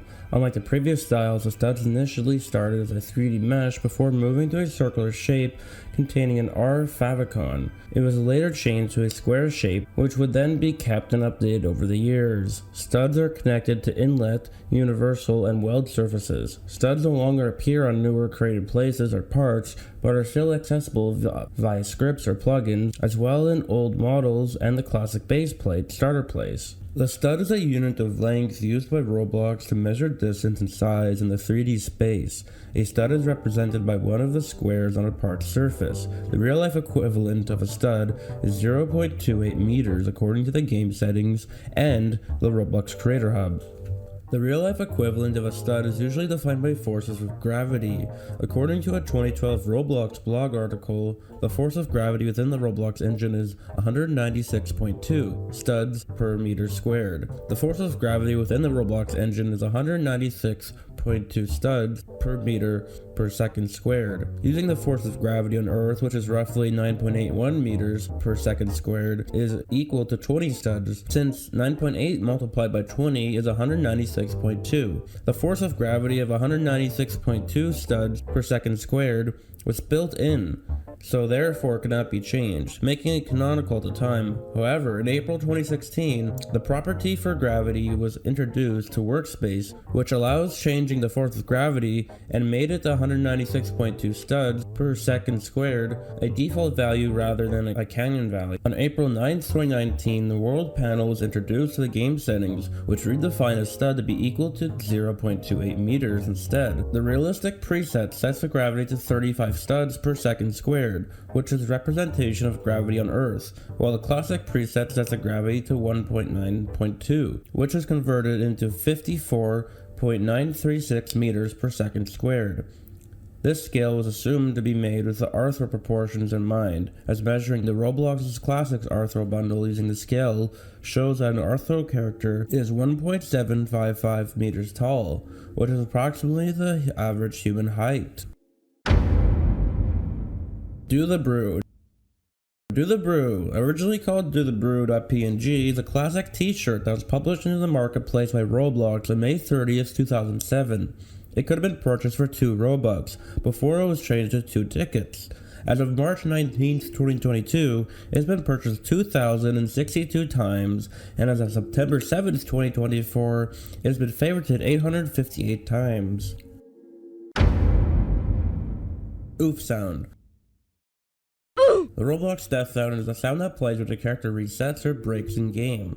It also plays a sound test when the player changes the volume bar in the settings tab. From clients from 2006 to 2013, the old death sound was called "wave" in the game files. From 2013 to July 26, 2022, the sound was called .mp3 in the game files. Since July 26, 2022, the new death sound is called ouch.ogg in the game files. The original Roblox death sound is also a meme throughout and outside of the Roblox community. The usage of this meme refers to the ridiculous nature of its sound. There have also been instances of people making music or remixes, even censoring swear words using the audio file. some instances, a big head and bigger head are associated with the original death sound. When the original sound is viewed using the sound's metadata from pre-2013 clients, it will show the audio was created on September 18, 1999, using SoundForge 4.5, and was originally created by Joey Kuras. The original sound was first used in a computer game named Messiah. Horror. The iconic horror was a sound effect that appeared in early Roblox games. It first appeared in a script from 2009 where it was used in a game by the name of Uploader, originally called Spook Sound. Victory.wave. Also known as Tada and Tada.wave, is an iconic classic Roblox sound that mostly would appear in early Roblox games from 2006 to 2009. The Victory.wave sound effect came from a build from Windows 3.1 being used when someone would start up this version of Windows. Button.wave. Button.wave, used in early versions of Roblox, moved sometime between 2014 and 2016. The Button.wave sound effect was used as an old jump sound effect from 2006 until its removal. The origins of Button.wave, along with several other nostalgic sound effects from Roblox, came from a website known as A1 Free Sound Effects. This was an old stock sound website that was created by a man named Bob Bailey during the mid to late 90s, with the website going defunct in October of 2010. The domain would become closed down, and there would be almost no trace left of what this website used to be. Null_plain sky. Null_plain sky, or also known as Null_plain sky 512, is a file name for one of Roblox's most recognizable skyboxes from old Roblox. Created sometime in 2003, as the evidence is seen in early Roblox screenshots, like me seen using the skybox in the background, and some of the few Roblox screenshots we still have left that date back to 2003. Null_plain sky 512 originates from the null_plain sky texture that was edited using a globe image generator, notably G3D, a commercial-grade 3D engine available as an open-source software. It is used in games, tech demos, research papers, military simulators, and also university courses. The null_plain sky box was created by Joan Dabs in this software. Afterwards, Roblox would use his creation and slightly modify it, as Roblox used G3D as a rendering engine in the early days of old Roblox, before switching to their own dedicated rendering engine sometime later on. Contest. Contests on Roblox are competitions that users enter to compete for prizes. Users that enter contests have to create something related to the contest theme, an example being a game or a video. Those that rank high in contests are often awarded special prizes, including exclusive avatar items and physical awards. Contests would be hosted by staff members and announced on Roblox's blog pages, the Roblox forums, Roblox social media, and the developer forum, and more recently on the Roblox creator events. The first contest was started on June 17, 2005, titled Fend Off the Bots, in which you had to build something to stop robots from catching you. Contests were a regular occurrence between 2007 and 2013 and peaked in popularity during 2010.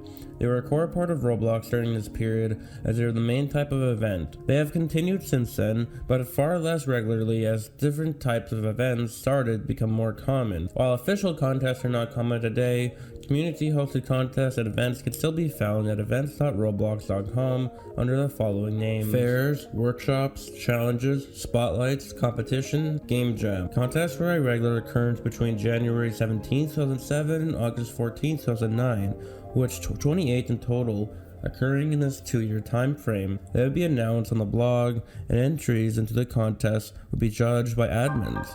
Various types of prizes were available for being selected as a winner, including Robux, Builders Club, and unique accessories.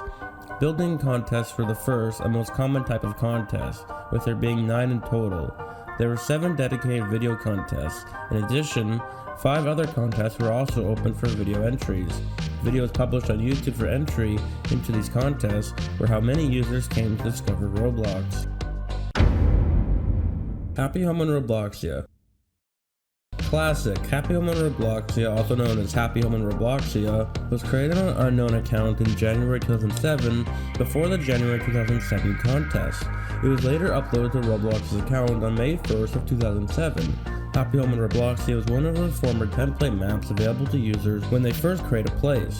The game has been updated several times over the years. The game was unfortunately closed in 2017. That was only the first level of this iceberg. How much more things from the early 2000s of Roblox did we miss? Old horror games.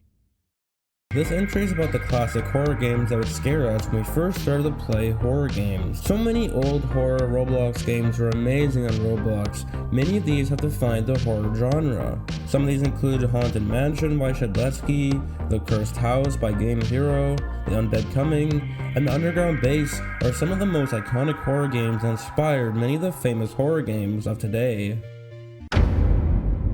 Doomspire Brick Battle. Doomspire Brick Battle is a brick battle experience created by the Template Brick Battle Development Group. It revives a classic brick battle map with an objective-based game mode, in that the 4 teams have to destroy all of the spawn points of the other 3 enemy towers to win the round. It is based on the 2008 experience Classic Brick Battle, Doomspire by Superbloxman 52. The experience was released on November 30th of 2017 and saw a boost of popularity in early May 2018. As of December 2024, the experience remains widely popular and has surpassed 750 million visits. The experience was revamped in December 2020, adding a new map layout, updated weapons, an updated interface, and leaderboard, R15 support, more shop items, and more. In-game, there are 4 teams, one with a tower being red, green, yellow, or blue. The objective is to be the first team to destroy each other's team's spawn points. The player is equipped with the classic set of brick battle weapons, being a sword, slingshot, super ball, time bomb, rocket launcher, and trowel. Each gear can be used for combat purposes, for example, using a trowel to block rockets. The tower can only be destroyed with a bomb or rocket. A strategy many players use is standing on your tower and using the rocket to destroy other teams' towers with a rocket. All towers are regenerated after the game has ended. Roblox Pelosis. Roblox Pelosis is a game created by Shedletsky on the account Roblox Pelosis on November 20th of 2006. It was regularly updated from November 2006 to March of 2007. Before Shedletsky lost interest in the project, it was last updated in 2011. The game was entirely made of community-submitted building. The user Beast was credited for building the USS Brickborn. The user Jack Rackham was credited for building the PlayStation. The user Jagged Bacon was credited for building a Dunkin' Donuts store. The user Silent Assassin was credited for building a house near the bench. The user Tie It Up was credited for building the suspension bridge. This game once occupied the front page in 2007. This game was featured in Retroblox. Custom avatars. An avatar, previously known by Roblox as a character or Robloxian, is a customizable entity that represents a user on Roblox. Whenever a user spawns in a place, the user is given a character that is a replica of the user's avatar, which may be disabled or limited by the developer's choice. The first version, the most iconic version of avatars, had round studs on their body parts and had no moving limbs. The torso also became only one part. In 2007, avatars were given the ability to move their limbs. This avatar type is also associated with R6, which was the only avatar rig available for use until the introduction of R15. A new head with a different shape was added to the avatar in 2009, with some giving it the nickname Shiny Head due to the tremendous amount of glare emitted from the head.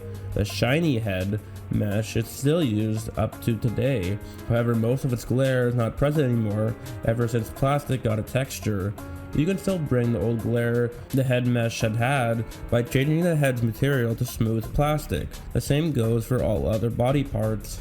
Rox25. Rox25 is a user on Roblox who joined on September 3rd of 2006. Rox25 is known for winning the Homestead Furniture Making Contest and the Builderman's Place Design Contest. Guess. The Guess was a feature created to let newcomers test Roblox before making an official account.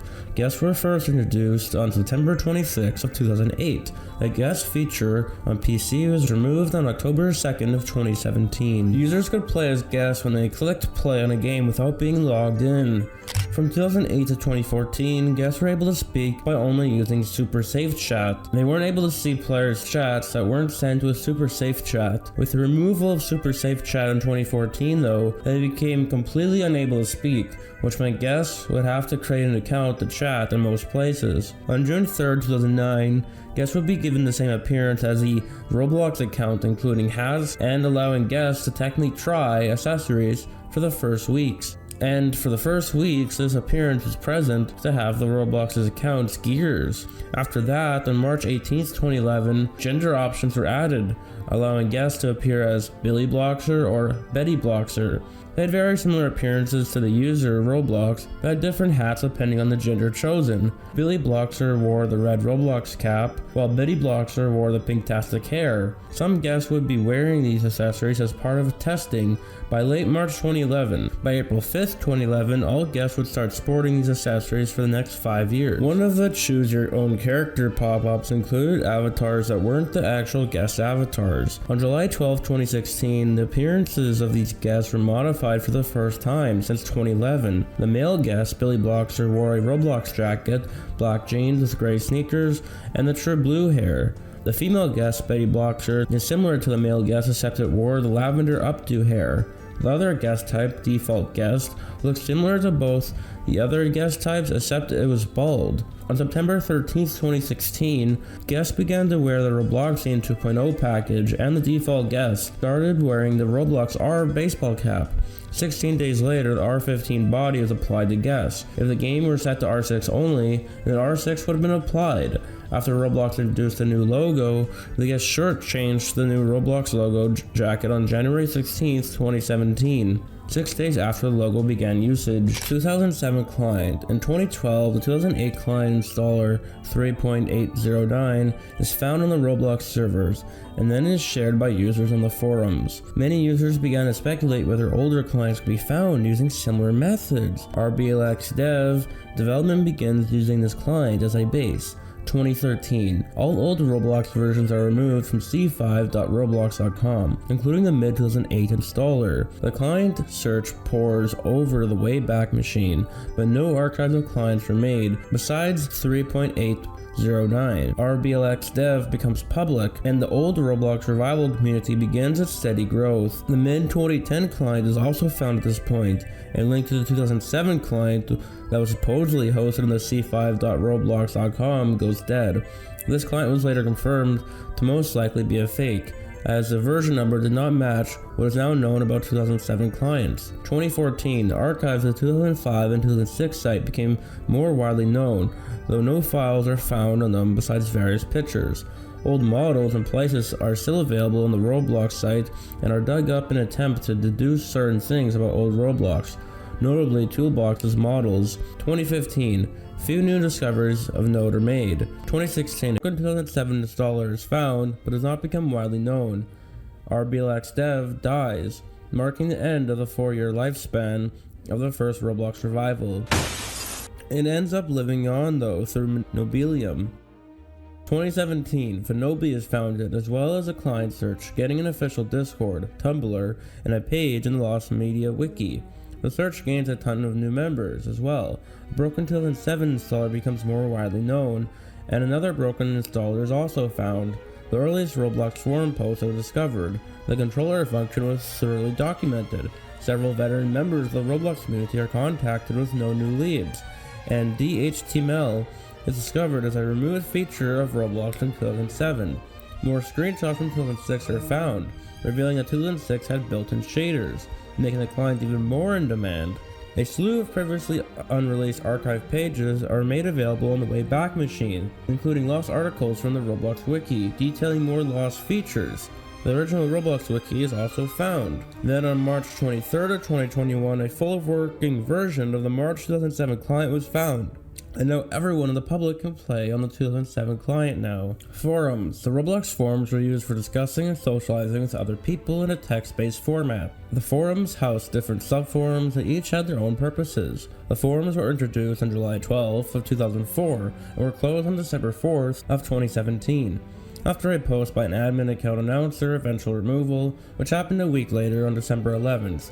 In the 13.5-year lifespan of the forums, many users made posts and participated in the subcultures of each subforum, and the forums were often a site of much controversy and rating, especially in their later years.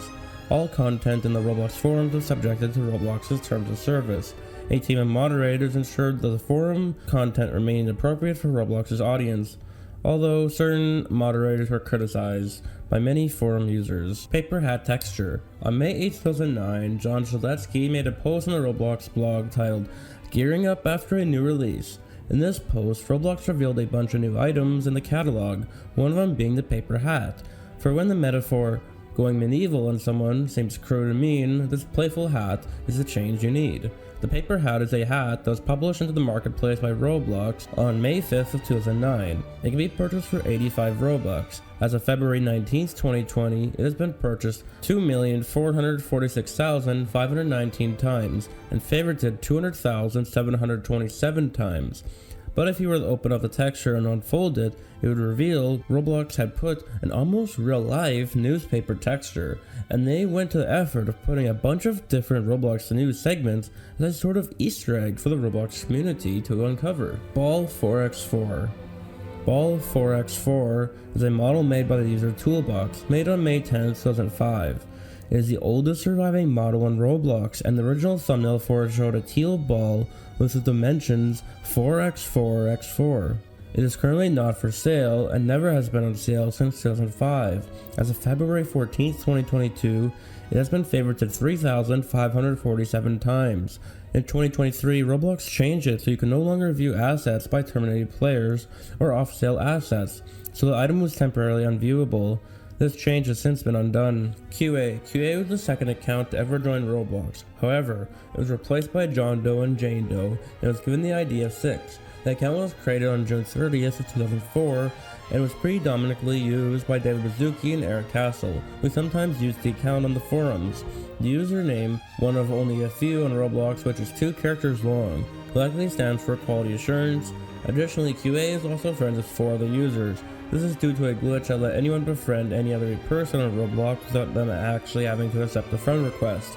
All of the friends have been terminated. The account was terminated soon after it was found to be compromised in 2017. There were 2 attacks on QA's account. On April 9, 2016, an account breacher got hold of QA's account and made 9 forum posts, which can be found archived here. The second attack took place on December 19, 2017, when an XSS vulnerability was abused to compromise QA's account. Attempts to defend the account by applying safeguards were unsuccessful, as a modern Roblox client did not recognize QA as a minimum character requirement in a valid Roblox username, with at least 3. As a last resort, the account was terminated. On January 7, 2021, QA along with Toolbox had their termination pardoned for unknown reasons, but Toolbox remained terminated. QA was terminated again on August 7, 2021, because the account was hacked. According to the official Roblox patents from 2005, QA made an experience called Race Number 2, which is the earliest confirmed experience that QA has ever made on February 18th of 2005 at 11:34:36 a.m. Time Bomb, a short story. Explosion_short.avi, also known as Time Bomb, a short story. This was a mini-movie uploaded to Telmon's old website, and is the oldest authentic Roblox footage ever discovered. It even predates leaderboards. If you have some time this weekend, we just uploaded a new version of Roblox with a zany multiplayer arena game to the website. You should try it out. If you have less time, you should click on the link below to see a short movie I made.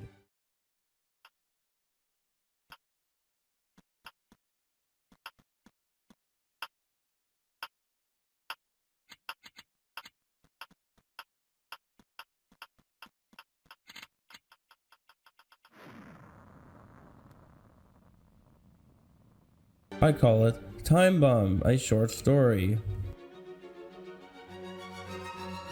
Clockwork. Alex Quach, also known as Clockwork, is a former Roblox administrator. He was a summer intern at Roblox through 2007 and returned for another internship during the summer of 2008. After ending his summer 2008 internship, he went to work for Blizzard Entertainment as a programmer. He's listed under additional programming in StarCraft 2: Wings of Liberty. He is currently the lead software engineer at ARC, an electric boat company. Clockwork has been through many periods of inactivity and sudden activity. Shortly after his 2008 summer internship, his account was password guessed and he was terminated. After his account was unbanned around December 13, 2010, he temporarily returned to Roblox around August 3rd of 2011. His account was password guessed again, terminated, and eventually unbanned. He later appeared in January 2015, sold some of his limiteds, then went inactive again. He came back again in May 2017, but it's unknown if this was actually Clockwork. On an unknown date, he was later terminated for unknown reason, possibly due to being compromised. His account was later unbanned and was used by Roblox staff as one of the few accounts to upload UGC items on the marketplace for testing purposes. Shirts and pants. T-shirts. Now, classic t-shirts were originally available for most of Roblox's history. Though only open to a player uploading in March 2007, they were originally referred to as shirts, until shirts and pants, now classic shirts and classic pants, were announced, in which they were renamed to t-shirts. On April 23rd, 2008, Shaletsky uploaded the official announcement for shirts and pants to his YouTube channel, titled Shirts and Pants, Pants, Pants, Pants, Pants, with its music composed by Self-Pilot. Uploading shirts and pants at this time, along with keeping them on sale, required Builders Club, now Roblox Premium. The new shirts and pants feature was further detailed in Shaletsky's Roblox Brings You blog post. This blog post mentions that t-shirts rendering on top of shirts didn't make sense and will probably change in a future release. However, this functionality has never been changed. Points. Roblox points, denoted by RP, was the original currency of Roblox, introduced in 2004 before Roblox was implemented on May 14th of 2007. They were notably earned by creating a popular game, getting the top score in a mini-game, or winning a contest. They were removed by the time the site exited stealth mode in March 2006 for unknown reasons. At the time of the removal, Woodgie held the most Roblox points with at least 16,265. The most profitable way to earn Roblox points is winning a contest for 1,000 points. Alternatively, achieving the high score for a game would earn you 25 points. Until June 27th of 2005, breaking your own record on a game would earn you additional 25 points. Rotris. Rotris was an event made from 2008. The game was a modified version of Extravagant's previously X-Lego X experience, Rotris. Rotris' gameplay mirrored that of Tetris, and players had a chance to earn 3 Tetris-themed prizes in their inventory. The way players got these prizes were the following: Rusty Tetramo of Competence, earn a score of 100 plus on easy difficulty; Silver Tetramo of Accomplishment, earn a score of 100 plus on medium difficulty; Gold Tetramo of Mastery, earn a score of 100 plus on hard difficulty; Blue Steel Egg of Genius, earn a score of 150 plus on hard difficulty. This item was repurposed from a fake egg in Extravaganza. The game can still be accessed on Extravagant's profile. It is now broken due to Roblox updates. Due to unknown circumstances, all 2006 and mid-2008 accounts have the items from this event, even if they have not logged on since before the event started. All the items in this event later went limited around the spring of 2010. Roblox ran several advertisements to promote this event. Blame John. Blame John is a popular phrase in Roblox that became a fairly common saying after the release of the hat and gear. Blame John tie and protest sign Blame John in 2010 after its original emergence as a phrase on the forums. The John in the saying refers to Shadlesky, the creative director of Roblox at the time. The original creator of this phrase, Extravagant, reported the trend that had originated from an out-of-context quote by him in a forum thread. The saying, Blame John, seems to have come from a meaning that Shiletsky potentially has complete control over the website and carelessly wreak any sort of havoc on the website. As such, the saying was often used to jokingly blame on Shiletsky when anything goes off course, and particularly when a mismanaged or unpopular Roblox feature releases on the website, client, or development studio. The Shiletsky Roblox figure appears to be wearing a Blame John shirt. Scrap Chess Tournament. In 2008, Roblox had an idea to have a chess tournament among Roblox players, but it was cancelled. The closest thing to it, to give you an idea of what this could have been, was during the 2008 Extravaganza event, where one of the eggs from this event was a puzzling egg of Enigma. It just so turns out that during the Extravaganza event, players had to beat the puzzling egg of Enigma at the game of chess to be able to collect it. Players had to chat out the winning move in a form of correspondence chess response. Crossroads Structure Contest. The Crossroads Structure Contest, or better known as the Crossroads Improvement Project, was a contest held by Roblox from April 3rd, 2010 to April 5th, 2010. The contest served a 48-hour challenge to make improvements to the classic Crossroad game. The highest rated place creators were Raybird with a 7,509 rating, Crown 19 with a 7,469 rating, Meteorite 24 with a 7,466 rating, and Brute Force with a 7,462 rating, and Master Guy 272 with a 7,445 rating. The most accurate voters were 1Penguin10 with 98%, Spy Ninja 1 with a 98%, as well as I8 Math 654 with a 99% voter accuracy. With the contest being in April, the prizes were all in the theme of eggs. These were the Dusk Eye Egg of the Crossroads, awarded by getting a rating of 1450 or higher, Ouroboros Verdant Egg of Leafiness, awarded by getting a rating of 1650 or higher, Royal Agate Egg of Beautiful Dreams, awarded by getting a rating of 1900 or higher, and Violently Pink Egg of Violent Opinions, awarded by having a voting accuracy of 80% or higher. These eggs would later on become the most expensive eggs in the Roblox catalog, with the Dusk Eye Egg of the Crossroads going limited in August of 2022 with 3,531 copies, being worth around 1,000 Robux. The Violently Pink Egg of the Violent Opinions went limited on the same day, and having 4,028 copies available and being worth around 800 Robux. These two are the more common eggs of this event, but wait, this is where it gets crazy. The Ouroboros Verdant Egg of Leafiness would go limited on August 18th of 2022 with only 103 copies that are left in circulation, with the egg being worth 88,000 Robux. Holy crap, now that's a difference. And finally, last but not least, the Royal Agate Egg of Beautiful Dreams will go limited on August 20th of 2022, with there only being 63 copies left of the 100 that originally were obtained all the way back in April of 2010 during that simple Crossroads Structure Improvement Contest, with the Royal Agate Egg of Beautiful Dreams being valued at a whopping 400,000 Robux. What? Breaking the mold from how cheap and common most egg hunt eggs are compared to the vast difference with the rarity and value of just this egg alone. It's just insane. Pilot Luke. Pilot Luke is an alt account of the famous user Scorpio Pilot, formerly Stealth Pilot. He was a former image moderator, and former super moderator, and Roblox game developer known for his game The Undead Coming. He is also known for being third place in the Roblox Grand Melee tournament. He is credited for creating one of the first airplane models on Roblox, from which most modern Roblox airplanes are descended from. Early forum posts. The oldest forum posts available, most of which are before multiplayer. The oldest forum thread currently known to mankind. It was made in 2004 when Roblox was not even public. Roblox changed their servers in mid-2004. Keith requesting some additional camera controls. Keith requests an undo button. Keith requests a tool to rotate brick. This may be what the velocity tool was intended to be. However, all versions of Roblox currently available have this tool unselectable. Keith requesting the creation of what we now know as the Explorer. Keith mentions Roblox being addictive. First mention of cars, games, later change of places, and a lose condition, most likely part of Roblox's minigame functionality. First to mention the on-site high score, which Woodgie would later attain.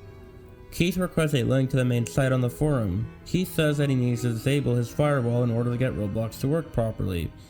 Documentation on the 5-second Jewel and Toolbox's models. Eric Castle mashes his keyboard. Some info on how Roblox was downloaded. Not much has changed. Woodgie asked for a chat room. At the time, Roblox was still strictly single player. Some info on early Roblox contests. Users could submit their solutions to a specific minigame to the site, which other users could also view. Once the contest was over, whoever had the best solution won the contest and was awarded a sum of Roblox points. The request for the ability to save one's own solutions to a minigame. Earliest mention of shadows and anti-aliasing. Roblox moved servers again in 2006. Eric Castle's forum profile. Keith's forum profile. Forum profiles were apparently available up until 2010. Some posts by David Bazuki. While most of the threads here are long gone, there is still some interesting information shown. All of these except for threads 10 and 106 were previously undiscovered/undocumented. Spasmotron 2 versus Wimpotron 2. In this minigame, the two robots have to fight with each other. Spasmotron is a model created by the user Toolbox on May 13, 2005 with ID 828. It's the 34th oldest accessible model on the site. The model consists of the main chassis, two high-powered spinning blades, and several bricks to connect them. It is considered one of the first NPCs on Roblox and the most powerful of all the Toolbox models. As of August 9, 2020, it's been favorited 33 times. Current archival status, found with original XML. Wimpotron is a model created by the user Toolbox on May 13, 2005 with ID 829. It is the 35th oldest accessible model on the site. The model consists of the main chassis, two high-powered spinning blades, and a brick arch to connect them. It is considered one of the first NPCs on Roblox. As of August 9, 2020, it's been favorited 33 times. Current archival status, found with original XML. Alpha versions. This refers to the alpha versions of Roblox from 2003 to 2004. For the longest time, people have tried to find versions of Roblox from early Roblox. It started with the 2010 client being found, then the 2008 client, and finally the 2007 version was found. But the search for the 2006 versions and any earlier versions have yet to be found. 2006 may be found in the future as many leads have popped up for it in the past, but it may be impossible for these alpha versions of Roblox to be found, because it's believed there was never an exe of the 2005 client and earlier clients to exist. Instead, these clients were most likely hosted on the Roblox website itself back then. Along with the fact each year these versions get older, and with only select people having played these, it's unlikely these will ever be found, and if they do, there's been so many times where someone has a hard drive of the 2007 versions being unretrievable because of how long the drives have been around for. Most if not all of them have become too damaged to use anymore. And if that's the case, with just 2007 clients, imagine trying to find a working alpha version of these 2003 to 2004 versions of Roblox. They might just be impossible to find. Shaletsky. Known on Roblox as Shaletsky and formerly as Telemon, he's a famous Roblox user who was once a former creative director at Roblox from 2006 until 2014. He was the fourth engineer hired at Roblox. He resigned from his full-time position in May 2014 in order to pursue and establishing a new business venture, although he continues to work as an on-as-needed basis with the corporation. Shaletsky graduated from Brewster High School in Brewster, New York, afterwards attending Stanford University, where he had earned a bachelor's and a master's degree in computer science with additional focuses on biology and classical literature. His interests include computer graphics, machine vision, game theory, game design, graphic design, oil painting, biosimulations, and classical literature. Outside of Roblox, John is married to the former admin known as Bright Eyes. Now we entered into Tier 3, where even more Roblox nostalgia will be explained. Crazy Robloxians. Crazy Robloxians is an old YouTube series about crazy Robloxians having fun building in Roblox. Spoofs, fun, and craziness. This is a comedy, created in 2010 by the famous Robloxian known as Alex Neutron. The original series is no longer available on YouTube, but there are individual episodes still that can be seen on channels such as Crazy Robloxians Archive. The original first video of the series is based on Alex Neutron's group at the time called Guest Lovers, showing how much dedication he and others had to get. Pillars of Pillage. Pillars of Pillage refers to location in the famous infamous Roblox trailer titled Roblox, Be Anything, Build Anything. Controversy would arise from this trailer as just in the first scene of the 2011 Roblox TV advertisement, a user named Timmy McPinage was credited as the creator of the game on Roblox called Pillars of Pillage. This information is false. The real name of the game is shown. The real name of the game shown is called Lava, and was created by Shadlesky on the Telmon account in 2007. The game also does not have swords. There's an account with the username Timmy McPinage, but it is terminated for unknown reasons. It is a default 2006 avatar. Its user ID is 5547. This is funny to me because it just so happens that I remember seeing that very trailer growing up as a kid. I was so young back then, I thought, how could you do all these cool things on Roblox? I actually remember being so intrigued by this trailer. I think this was one of the main reasons Roblox seemed so interesting and cool to me as a kid. I was convinced everything was real, when in reality, half of the trailer was fake. Roblox merch. From 2007 to 2012, Roblox would open an online merch clothing store on a website named Cafe Press, a common site where users could sell merchandise without the hassle of shipping out the merch for themselves. Cafe Press would launch in 1999 and would function much like Teespring of today, selling a large variety of clothing such as t-shirts, sweaters, mugs, journals, mousepads, and even teddy bears. After a while of inactivity, the store would close down in 2012 and would replace the store in 2013 with shop.roblox.com, and thus came the end of the first Roblox merch store. Spirit. In May 2007, Mike's Mini Games World was the most popular game on Roblox in 2007. This was when the account by the name of Spirit was created. Spirits were the souls of the Robloxians that had passed on, and these spirits would go around popular games to haunt and hack them. This was often when users would go around and dress up in spooky avatars and say spooky things in the chat to try and scare other players. The spirits would all have a gray or white torso, pitch dark head, and green arms and legs. These rumors were mostly spread in the chat when people played Crossroads, which is still one of the biggest fighting games at this point in time. This is where the RSK, or Roblox Spirit Killers, comes into play. These RSK members were a group of older Robloxians who spent their time hunting down these spirits. After this, the Roblox account would begin to upload scary Roblox games, as in an effort to scare the spirit killers away. This game was actually a first of its kind at the time, being Roblox's first horror game. The game itself would try to scare you by constantly adding wipeouts to your screen, and it would also chat scary and creepy messages in the chat. After the events had occurred, many more spirit accounts would pop up, but many of these either never catched on or were too simple to be important to the RSK at this time. Beat the Lines. Beat the Lines was one of the very first mini-games from the early days of Roblox, from 2004 to 2005, when Roblox was still in beta. These avatar-controlled games would reward you Roblox points just for playing them. In this minigame, the player's vehicle might have had to run from the lines. It was very popular, staying in the top games for quite a while. Roblox trailer. This refers to the first official Roblox trailer ever made. It was created in late 2006, and it was made before most of the features we have in today's Roblox existed. Examples being character animations and GUIs. Santa's Winter Stronghold. Santa's Winter Stronghold is a game created by Roblox on December 19th of 2006. Santa is going against his elves on this place. To win, get more presents presented in-game. Santa's Winter Stronghold was a 2006 original Roblox game. It featured elf humanoids by a castle area and a mountain to explore. It had firefight weapons, just like Rocket Arena and Crossroads. The game was closed, but it can still be found. It is still on copylock. Community Construction Site. The Community Construction Site is a building game made in August of 2006. It has the three main building tools, which are Delete, Clone, and Move tools.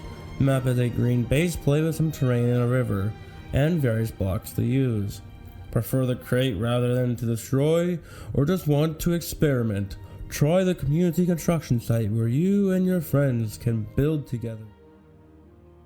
Homestead Furniture Contest. Homestead Furniture Making Contest was a contest that was held from January 17, 2007 to January 20, 2007.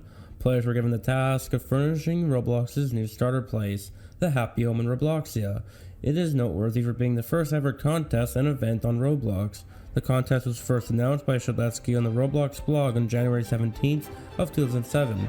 Submissions will be taken in via models through the forums, along with a brief description of what the contestant had developed. All winning models would be published into the toolbox in the newly created Furniture tab. On January 18, 2007, 8 users had submitted 38 models, with 30 of them being added into the toolbox. By the deadline, 9 players have been chosen as the grand prize winners of the contest, with each of them being given a one-time customized avatar of their choice.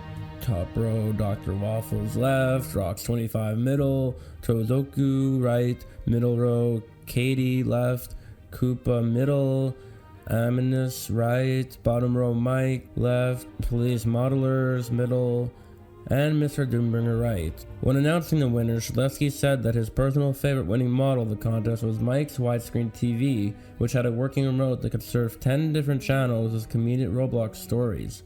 The blog post announcing the contest contained the first ever mention of the Happy Home in Robloxia, since winners were given the opportunity to customize their own avatars. This was considered unique as it was unattainable at the time. Despite the fact that the primary purpose of the avatars was to provide each winner a classic t-shirt, Mike and Katie decided to add faces to their own avatars. As the winners submitted their customized avatars to be worn, Rox25 would submit his avatar, Translucent. Gooblox. Gooblox was a 2007 April Fool's joke created by Shadletsky. In the first of the series of blog posts, Shadletsky posted a copied Pose article from Associated Press, announcing that Google has bought Roblox for a purchase price of $380 million. The blog post includes supposed quotes from industry insiders, researchers, and capitalists. Online gaming is a multi-billion-dollar industry and Google wants a piece of a pie, explained Doug Wilson, an industry insider and Stanford researcher. Google is ready to work here. With this acquisition, other noobs in this competitive space are going to get owned. Good game, no rematch. On April 2nd, 2007, CEO David Baszucki posted a second blog following up on Shadletsky's announcement. He congratulates the user Misoichi-san for being the first player to identify the hoax. He then goes on to explain some of the clues that it was a hoax, such as the $380 million price, considering the early stage of Roblox, the use of the word noob, and Google not purchasing the Gooblox domain prior to the acquisition. The post concludes with him announcing that he already bought the Gooblox domain. As of September 2024, Roblox still owns the Gooblox.com domain and redirects to the Roblox website. Fuse Girl. A character model by the name of Fuse Girl is one of the first redesign attempts of the Roblox avatar. Created sometime around 2007, it was first seen publicly on the Roblox blog in May of 2007 and was designed by Mike Rayhawk. Due to community outcry, it was unfortunately scrapped. In 2007, Roblox was looking for ways for the player to customize their avatar. Hairs weren't around at the time, and all that was available were hats. They came up with a hair piece, but didn't like how it looked on the traditional 1.0 Robloxian. They commissioned Mike Rayhawk, who previously had designed Roblox badge icons and early concepts for the website and characters, to make a new design for the player models. On May 8th of 2007, a picture of the Fuse Girl mesh was posted to the Roblox blog. However, the design was widely disliked by most users. Due to the outcry of Roblox players, the design was abandoned and left unused in the files. Today, each part of the mesh can also be found in the March 2007 build of Roblox on GitHub, or be found as a single mesh by Roblox without the separate limbs. The Lego-like elements of the model's design have returned in several bundles, such as the Robloxian 3.0 bundles. Roblox Grand Melee. Roblox Grand Melee was a contest that took place from August 17th of 2007 to August 26th of 2007. There was a total of 3 rounds, all being hosted throughout 3 games, which were placed under the Grand Melee account, an account specifically created for this event. The event was hosted by Telemon and Clockwork. Players were ranked based on the KD ratio, or kills divided by deaths. Only KOs and wipeouts from the 3 games counted towards the event. KOs and wipeouts obtained in these games saved regardless of how many times the player left and rejoined. Round 1 took place on an empty base plate. 50 KOs were required to continue to the next round. On August 17th of 2007, the top 64 people, highest KD ratio, advanced to round 2. Round 2 also took place on an empty base plate. 25 KOs are required to continue to the next round. On August 20th of 2007, 48 users were eliminated, leaving only 16 remaining. The finals took place at the Grand Melee Coliseum. Out of the remaining 16 users, 12 were eliminated, leaving the last 4 to earn prizes based on the highest KD ratio. The winners were Koopa, 12 months of Builders Club, the Black Iron Crown of Pinnage, the Clelos Epitheton, and their Hat of Choosing. Cheesy Pop, 6 months of Builders Club, the Clelos Epitheton, Hats of Choosing, Stealth Pilot, 3 months of Builders Club, the Clelos, 500 Robux and 1,000 tickets, Nubertuber, 1 month of Builders Club, the Clelos Epithagon, and 500 Robux. Ultimate Paintball. Ultimate Paintball created in May 2007. It was a paintball game that was once the #1 game of all time, most played on Roblox. Created by Mike, it was also the first game to reach 100,000 visits, 1 million visits, and 2 million visits on Roblox. Its main function was a paintball capture the flag game with 2 teams, red and blue. Paintball guns are the main weapon used, but a rocket launcher can also be found on the river behind the castles. However, in 2009, the #1 most popular play spot was taken by Drew Simsby's Heli Wars Desert Attack. Ever since the update on November 15, 2011, Ultimate Paintball continued to go further down the most popular list. It has been fairly broken for several years as of 2017 and is rarely played. Those who have been on Roblox long enough to have experienced this game in its functional years will likely acknowledge Ultimate Paintball as one of the greatest places of all time. A newer paintball game, simply titled Paintball, has surpassed Ultimate Paintball in visits, becoming the most played paintball game on Roblox.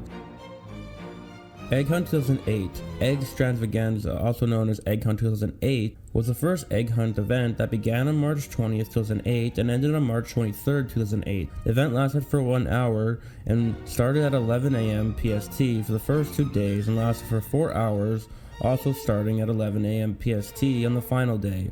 Following its release, players figured out how to take advantage of the egg dropping system by creating egg funnels, which would allow players to quickly collect all the eggs. Players could also have collected 11 different eggs that appeared in every game on Roblox during the designated times. These eggs all had different ways of being collected, such as beating the puzzle egg of Enigma at a game of chess, or by killing a player that was wearing a special hat. Yorick's Resting Place. Yorick's Resting Place was a place made by Roblox admins under the profile Yorick on October 21st of 2006. Yorick's Resting Place is currently closed, but is playable in Reverse Polarity's profile as a copy of the original event, which can be found here. In Yorick's Resting Place, the event contained 4 riddles for users to solve in order to reach the end and get the grand prize, the Riddling Skull. The answers to these riddles were, in order, fish, wind, time, and dark. The alternative answer to the last riddle was darkness. As of December 8th, 2023, Yorick's Resting Place has accumulated over 136,000 visits and 1.1 thousand likes. A maximum of 20 users were allowed to access the game per server. The map was made by Jacob XX Duel, now known as Reverse_Polarity, with the skull being made by FF Josh, who is now a Roblox admin. Sometimes players would receive multiple skulls by accident. For instance, SSB4, Tumunga, Gunlugga01, and Wayfinder all have 2 skulls, while user Wet n Wild has 8. Yorick is named after a reference to a character in William Shakespeare's Hamlet. The quote, "Alas, poor Yorick," on the profile is a quote from the play. When the player reached the skull, a message saying, "Sorry, but the skull is in another castle. Just kidding," would appear. This is a reference to a quote in Super Mario Bros. 3, which says, "Thank you, but our princess is in another castle. Just kidding." The Epic Duck is coming! Epic Duck was a duck that appeared on Roblox for a short time to celebrate April Fool's Day in 2009. Epic Duck at the time was a well-known Roblox meme due to its widespread fame that inspired the creation of many games, clothes, and badges named after it. There is a hat modeled after the Epic Duck called Rubber Ducky, and a sinister version called Evil Duck. A book hat called The Tale of Epic Duck was released shortly after Epic Duck's first appearance. Other items include a limited racing helmet inspired by an Epic Duck, a cap, a fedora, and an Epic Duck rope head. A default phrase, "The Epic Duck is coming," was added to Roblox as an option for quick chat. The epic duck appeared in an egg hunt of 2013. It popped out of the seed when it grew to its largest, and the player who planted the seed got the egg of epic growth. Forum 34. Forum 34 is a hidden subforum that was created for unknown reasons. The official title of the subforum was Official Announcement and Rules. Any user posted on the subforum would typically have their thread locked and would receive a ban. According to a post on the forum by MFSoccer94, who was a Roblox employee at the time, users were also disallowed to post links to the subforum or speak about the subforum elsewhere. The only way of accessing Forum 34 was by changing the forum ID in the URL. It is speculated to have been created by the now former admin, Mr. Doombringer, due to his post not being deleted, and for being one of the few users who were not terminated after posting. Numerous videos were created in 2010 to show proof of the subforum's existence. A number of snapshots of the subforum and a limited number of its threads were also captured and stored on the Internet Archive through 2009 and 2013. Only one July 2009 archive of the subforum's front page was successful at preserving a snapshot of the page in the Internet Archive. All 17 subsequent archive attempts failed, including 16 failed attempts between April 2011 and August 2011, resulting in page redirects. This may imply the subforum thread catalog was rendered completely inaccessible at the time between July 2009 and April 2011. However, at least one existing video of the subforum thread catalog in 2010 suggests that it was not closed any time in 2009. Individual threads were still visible, at least for a time, as demonstrated by snapshots of these having been captured as late as May 2013. Despite several users receiving a permanent deletion when posting, a scarce amount of users would manage to evade termination. Currently, the only known user is named ZeldaFan237. It is also unclear why users were not terminated. Best friend feature was added on July 30, 2009. Originally, you could set 10 users to be your best friends. When a user was set to a best friend, you could see their status updated via your feed, which was originally on your profile. Sometime later, you could set more users as your best friends, and see all your friends and best friends status updates. On October 16, 2014, Roblox removed the best friends feature. Best friends were converted into friends, while existing friends were converted into followers. Now things are starting to go a little bit wild. We've gone so far in this iceberg, yet there is so much more that is yet to be uncovered. What else will Roblox throw at us? Steer the Spears. This is another avatar-controlled minigame from either 2005, where in it, 2 balls had to be controlled into a red goal. It had a description, like Balance Number 1, when they were the top game. Note, Steer the Spears was mentioned in the news box on July 9, 2005. It was the hardest contest yet, and described itself as, it's like mini golf, where you can change the course. The screenshot of Steer the Spears comes from one of the oldest Roblox employees named Morgan McGuire. Morgan McGuire is a game consultant and researcher. The screenshot and the original minigame were developed using a Windows 32 web game prototype in 2005. Nuke the Whales. Nuke the Whales is an experience created by the former Roblox admin Shadletsky. In the game, players are armed with an explosive harpoon, which they can use to destroy whales. By default, the game lasts for 5 minutes. The goal of the game is to destroy the whales generated around the map. The whales' inwards contain blubber, which players must collect. Players must collect as much blubber as they can before the end of the game. The amount of blubber they collect during each round will affect the explosion power of their harpoons. At the end of the game, the player with the most blubber wins. The blubber looks like yellow small squares, and you are allowed to take other people's blubber, which many people do. Following the paid access update, Nuke the Whales has become controversial due to Shadletsky making it paid access, and advertising as the worst game ever, turning this classic into somewhat of a troll's game. This game used to cost 25 Robux, but is now free. Each whale on the map spawns randomly anywhere within the place. The game mainly takes place in an area that is supposed to simulate being under the sea. The area is shaped like a square and can be divided up into 4 sections that are exactly identical. Here are the elements of each section and the dividers. The whale model, the Nuke the Whales map, Blue Spire, located next to the Spire Pyramid. Platform, divides each section. Rock ramp, faces the center of the map. The spawn Spire Pyramid in the center of each section of the spawn spire. at the corner of each section facing the center, where players spawn. Shadlesky once told a Game Pass it would allow Robloxians to get into advertisements for Nuke the Whales. People who bought the Game Pass include Clone Trooper 1019, The Innovative, previously known as Chubbs21, Star Marine 6114, Alex Neutron, Lawlorus, and now do the Harlem Shake. Shaleski once hosted an event in late October 2013 where every whale that spawned would appear as a Doge. Every whale in the game's iconic thumbnail were replaced with Doge heads. They also ran advertisements for this event. It is unknown how long this event lasted. Sombrero hats. Sombrero is a hat that was published in the marketplace by Roblox on May 30th, 2007. It is one of the first hats to exist on Roblox. It could have been purchased for 500 Robux before it went off sale in January of 2008. As of September 7th, 2024, it has been favorited 3,138 times. It could have went off sale for the Black Friday 2017 sale, however, the vast majority of players voted for the traffic cone instead in the sales poll. It was created by Gamer3D. Curiously, in its description, the term "ole" is used, which comes from Spain and not Mexico. The sombrero hat was purchased 1,382 times. Snowball Weapon Texture. The Snowball Weapon Texture is a texture of an item made just for the game Santa's Winter Stronghold. This weapon was used to shoot presents, but the texture itself was actually ripped straight from Wikipedia at the time. The original image was uploaded in 2005 by the user Yvette Sendos on Wikipedia. Roblox at the time just decided to use this image to best represent what an icon would be for this weapon. Roblox probably did this at the time because this was the only Roblox game that would really need it. Abyss's Place. Abyss is a Roblox user who joined on August 14th, 2006. It was likely an alt account of Shadlesky. Forest of Desolation, currently now Abyss's Place, is a game created by Abyss, a now terminated player. It was featured on an early Roblox blog post and was described as a darkly atmospheric map.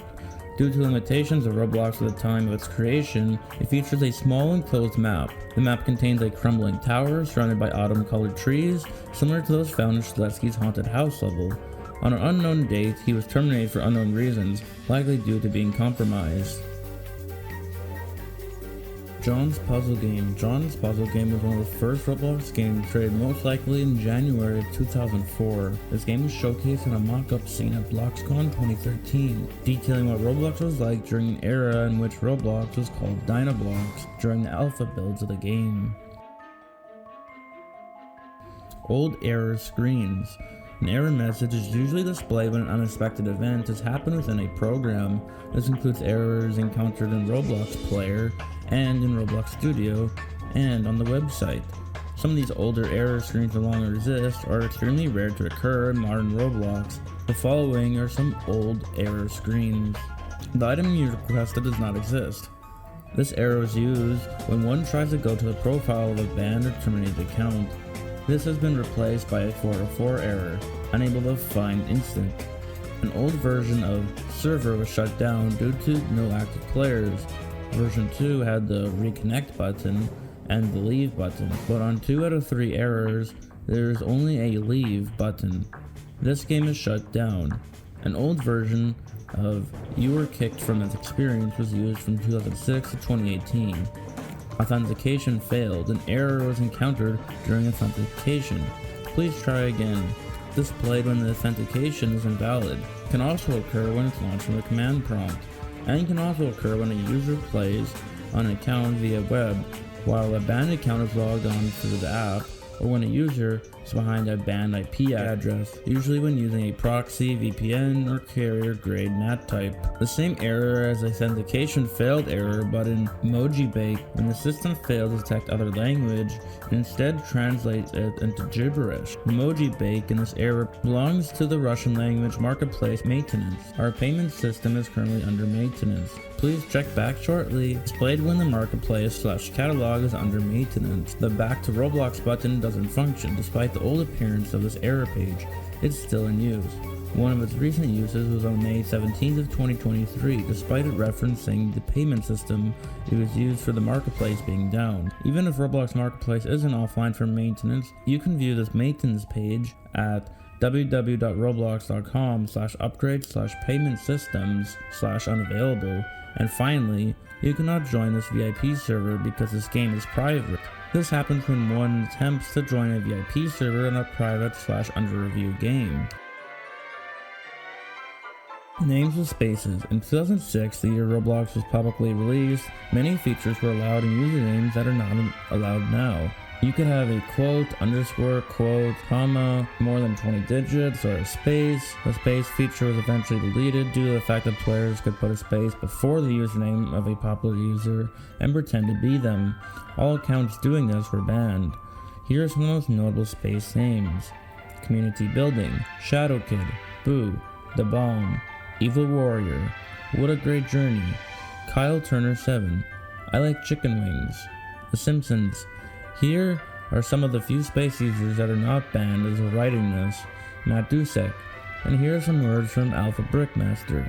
Yes, old Roblox is better. There was never fees. Now Roblox likes to take your money.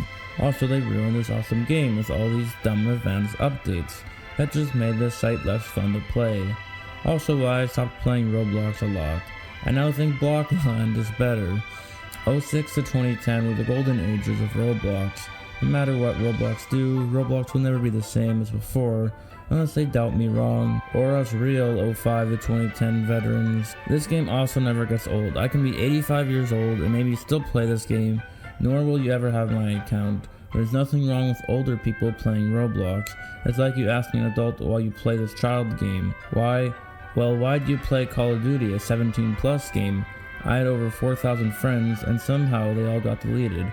Anyone is free to send me a request, I accept all. I say if you joined year 05 to 2010, you are considered not a noob to this game. Roblox Spooky Building Contest. The Spooky Building Contest was a Halloween-themed building contest that started on September 11th of 2007 and ended on October 3rd of 2007. It is one of the earliest events in Roblox history. The goal of the contest was to make a scary or silly Halloween-themed place. The winner would receive 6 months of Builders Club, a contest-exclusive accessory, the Eerie Pumpkin Head, and 1,000 Robux. The winners were announced in a blog post. In order to enter the contest, users had to create a new Roblox account with a username starting with the letters RSBC, and afterward, they had to make a Halloween-themed place and publish it to the RSBC account. The contest had 10 categories: Best Place with less than 200 bricks, Cutest, Most Horrifying, Halloween Capture the Flag, Most Clever Script, Best Halloween Model, Most Atmospheric Graveyard, Creepiest Tree Model, Best Use of Zombies, Scariest Monster. Here were the winners: Game Heroes The Cursed House for the Most Horrifying category, R92's Quest number 5 for the Scariest Monster category, PRG's Shadow of the Dark for the Best Halloween Capture the Flag category, Self-Pilot's Humanoid Harvester Horror for the Best Place with less than 200 bricks category, Layla Brookhart's Roblox's Largest Pumpkin for the Cutest category, Gamer 3D's The Living Dead for the Most Clever Script and Best Use of Zombies categories, Koopa's Graveyard for the Creepiest Tree Model category, Towazuku's Abstract Grave for the Most Atmospheric Graveyard category, Sirloin's Models for the Best Halloween Model category. Underground Base. Underground Base was a game mode made by Icy Fresh in 2008. After getting hacked, the model of the entire map was leaked and had spread all over Roblox, causing anyone to create those Area 51 maps we know today, and this is why we see the same map in so many Roblox games. We have now seen some of the most unknown, crazy, and nostalgic old Roblox games. People, a weird snowball texture. Hell, these last few tiers might just be some of the most obscure and nostalgic parts that has ever come from the 2000s era of Roblox. Tootsie Rolls. During 2008, Roblox had done an April Fool's joke where in every Roblox game, players would have to avoid falling Tootsie Rolls coming from the sky in order to survive. Similar to the April Fool's joke in 2009, where ducks would fall from the sky. This seems fake, but this event was confirmed to have really happened by a tweet by Shadlesky referring the event, except almost everybody had either forgotten or never played Roblox on this day. Now, it might not have taken place on April Fool's, but instead on September 16th of 2008. This might be why no one remembers this ancient relic of Roblox history. If you try to find information online about this event happening, there's almost no coverage of this event taking place, except for one old video that was archived on the day of this event happening.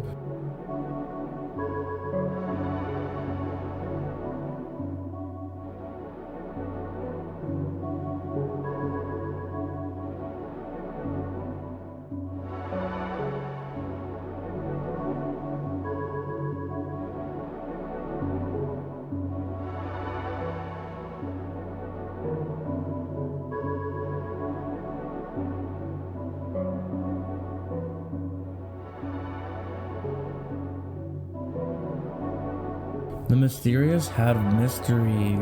The Mysterious Hat of Mystery is a hat that was published in the marketplace by Roblox on May 30th of 2009. It is currently off sale, and as of October 8th of 2019, it has been favorited 786 times.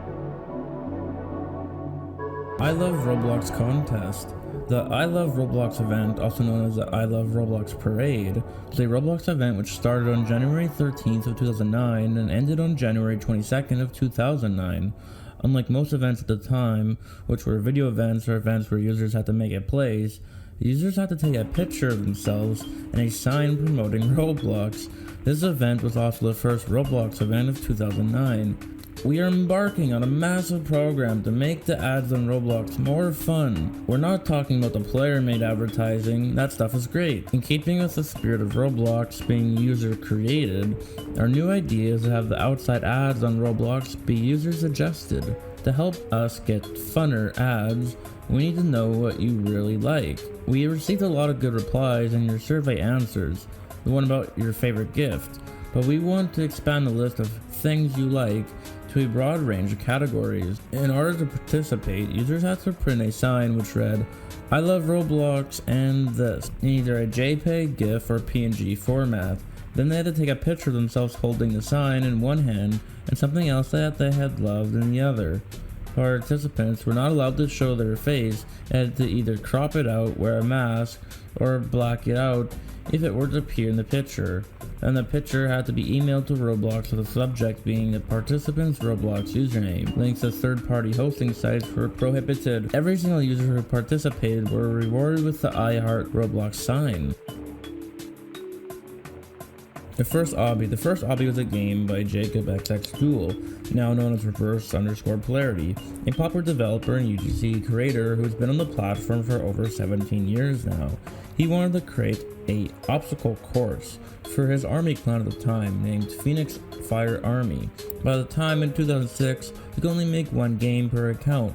So knowing this, Reverse Polarity didn't want to change his game, because it would erase the previous version.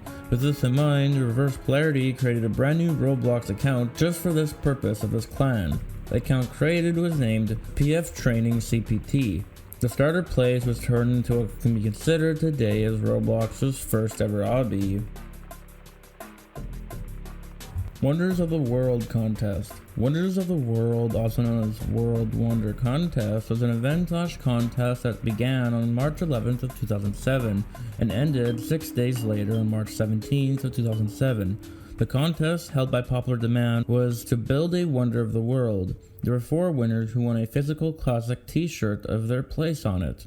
In order to enter the contest, players had to create new accounts with abbreviation WWC before their Roblox name, as separate visit counts for each individual place did not yet exist at the time.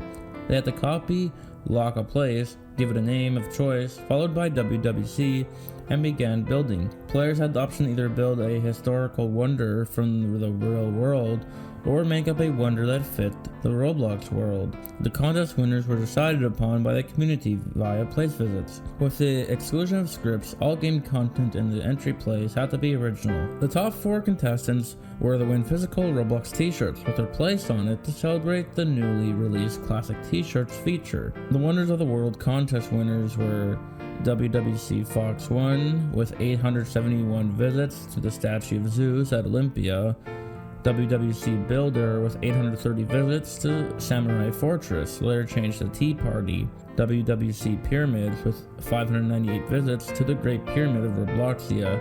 Game has nothing in it. WWC R92 with 496 visits to Wonder of the World Pyramid. Pie_Man's Halloween models. Pie Man was an account created in 2006, and he has many popular Halloween models from the time, such as Ghost by Random Hacker, Working Movie Theater, and X-Wing. MeWinner. MeWinner is a video that has an entity in it. The reason why MeWinner is in the video is unknown, as he has no correlation to the video at all. Also, MeWinner is a cancelled ARG based upon hearing footsteps inside of an old Roblox client.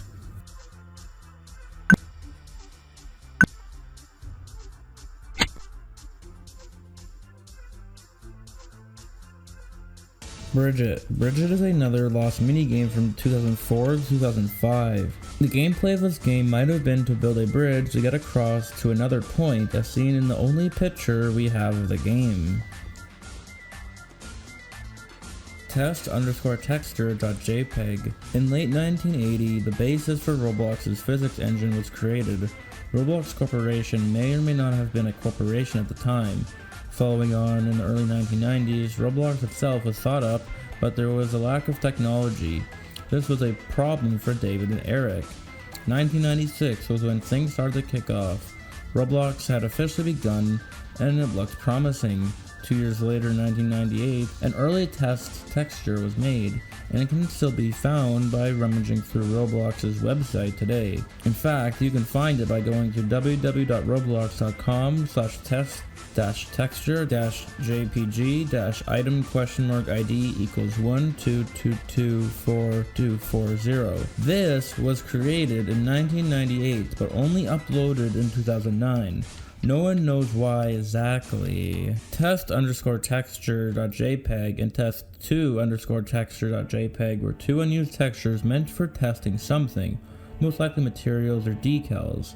The textures were probably made in 2004 to 2007 and removed sometime between late 2009 and mid 2010, making them likely the oldest files found on the games.exe.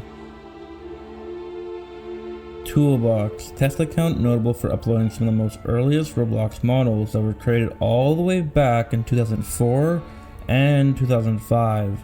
Toolbox was terminated but later unbanned.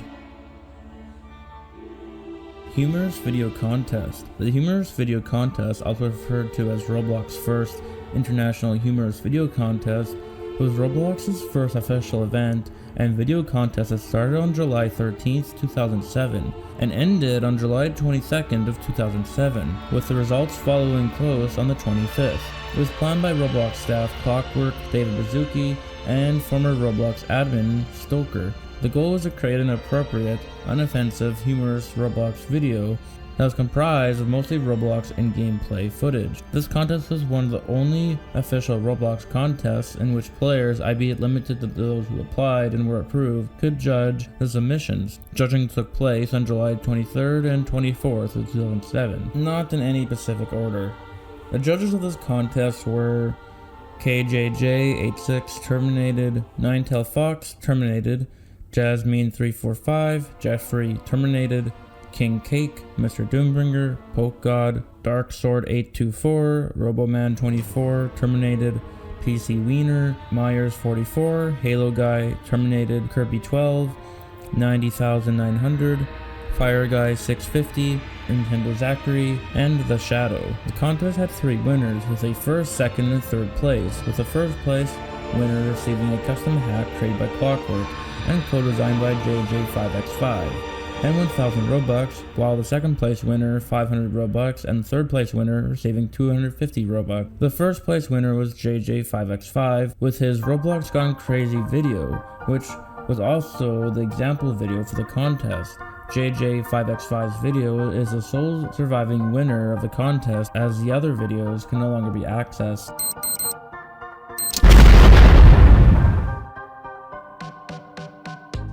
The final part of the 2000s Roblox Iceberg. What commences next might just shock you because this is some of the most craziest and ancient parts of old Roblox. So much so, in fact, Roblox is during this time more of what could be called an experimental way of testing anything and everything on the platform.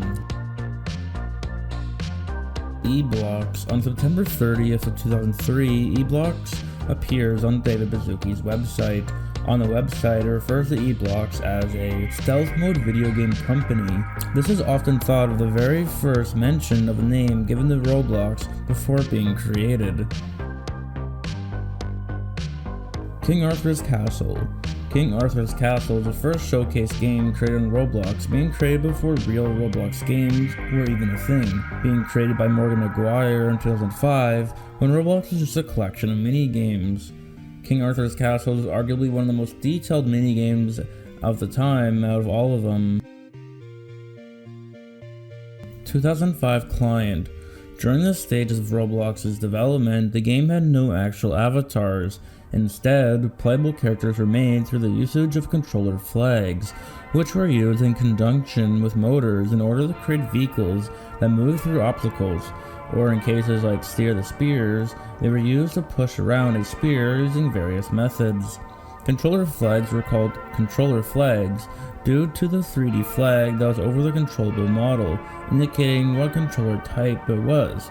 Controller type included keyboard left, which was WASD, keyboard right, which was the arrow keys, but was later replaced with UHJK, or flee, which ran away from other controller flag models, and chase, which chased the nearest controller flag model, unless it was already chasing a model.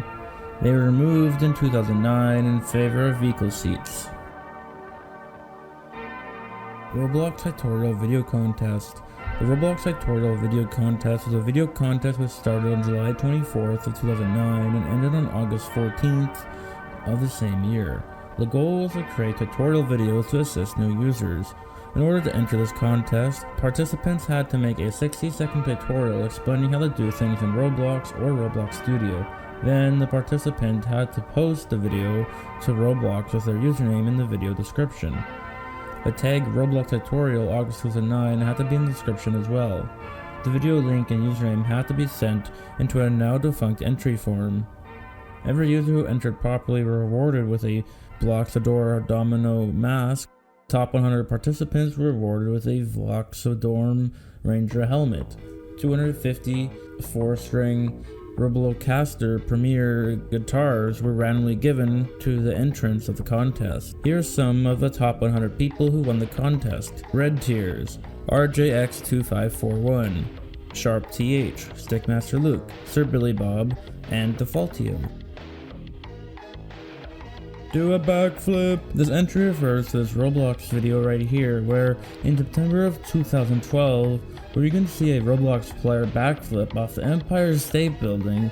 We were able to backflip all the way back then in old Roblox. I was able to play the game today, and the name of the game is The Amazing Spider-Man in Roblox City. And what do you know, to my surprise, this game still works to this very day.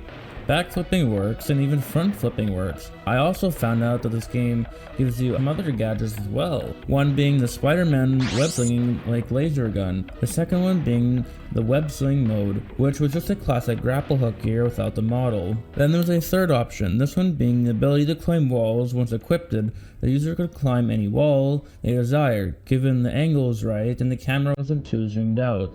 Otherwise, you would fall to the ground. And another one you had was these cool event hat items turned into gear items from official LEGO events that were on Roblox in 2012, as well as martial arts gear as well. Now, I tried to recreate the original footage of the backflipping stunt, but I found one thing was missing. Yes, that's right, originally there was a tool named the spider jump, which made it a lot easier to climb up buildings in this game. But with that item removed, I had to scale to the top of the Empire State Building using nothing but a slow grapple hook, and combining these tools like the grapple and the backflip at the same time to gain height. I was almost at the top, but there was one final obstacle in my way. It was that god dang last part of the tower. I mean, I wanted to recreate that footage to see if it was possible to do that same backflip stunt that was done all that time ago. No matter what I tried, I could not seem to get up there. I tried using the climb walls feature, but it seems no matter what angle I went at it, I couldn't make it to where it put me up there. The closest I got was me using a web slinging tool, but I was just halfway up there. I was so close. And after failing, I finally tried something different. This could make me have to redo all my progress again, but it's a risk I'm willing to take. I tried to backflip up there, and it just put me down even further, but when I tried to go back up there, this time I was sent downward flying. I panicked and I ended up just spamming the front flip and the back flip at the same time. This actually worked. It let me fly somewhat, however, I could hardly control it. I figured once I got enough height, I could use a parachute tool to just land. But when I ended up using the parachute, just look what happened. That's right, I glitched the game so hard I ended up turning on sideways gravity somehow, and the parachute just would not stop going until I equipped it, and afterwards I gave up recreating that flip. So I guess the game was working, but come on now, this is Roblox. Something is bound to break, and I guess I managed to break this game. Roblox School Project Contest. The Roblox School Project Contest is a school-themed contest which began on September 13th of 2008 and ended on October 8th of 2008. The goal was for the participants to show how Roblox helped them in their schoolwork. Participants had to send their entries to event@roblox.com and include the participant's username, what the project was about, pictures or movies about the participant's project, and a 100-word description explaining how Roblox helped the participant with this project. There was a bonus, which was to include any comments about what a teacher or parent said about the project. Here are some of the winners and their creations. Life Science by Danelle 19107, Art by Stoneblood, Pendulum by Atika Curly, Mythic Man 95's Friction Energy Movie -0.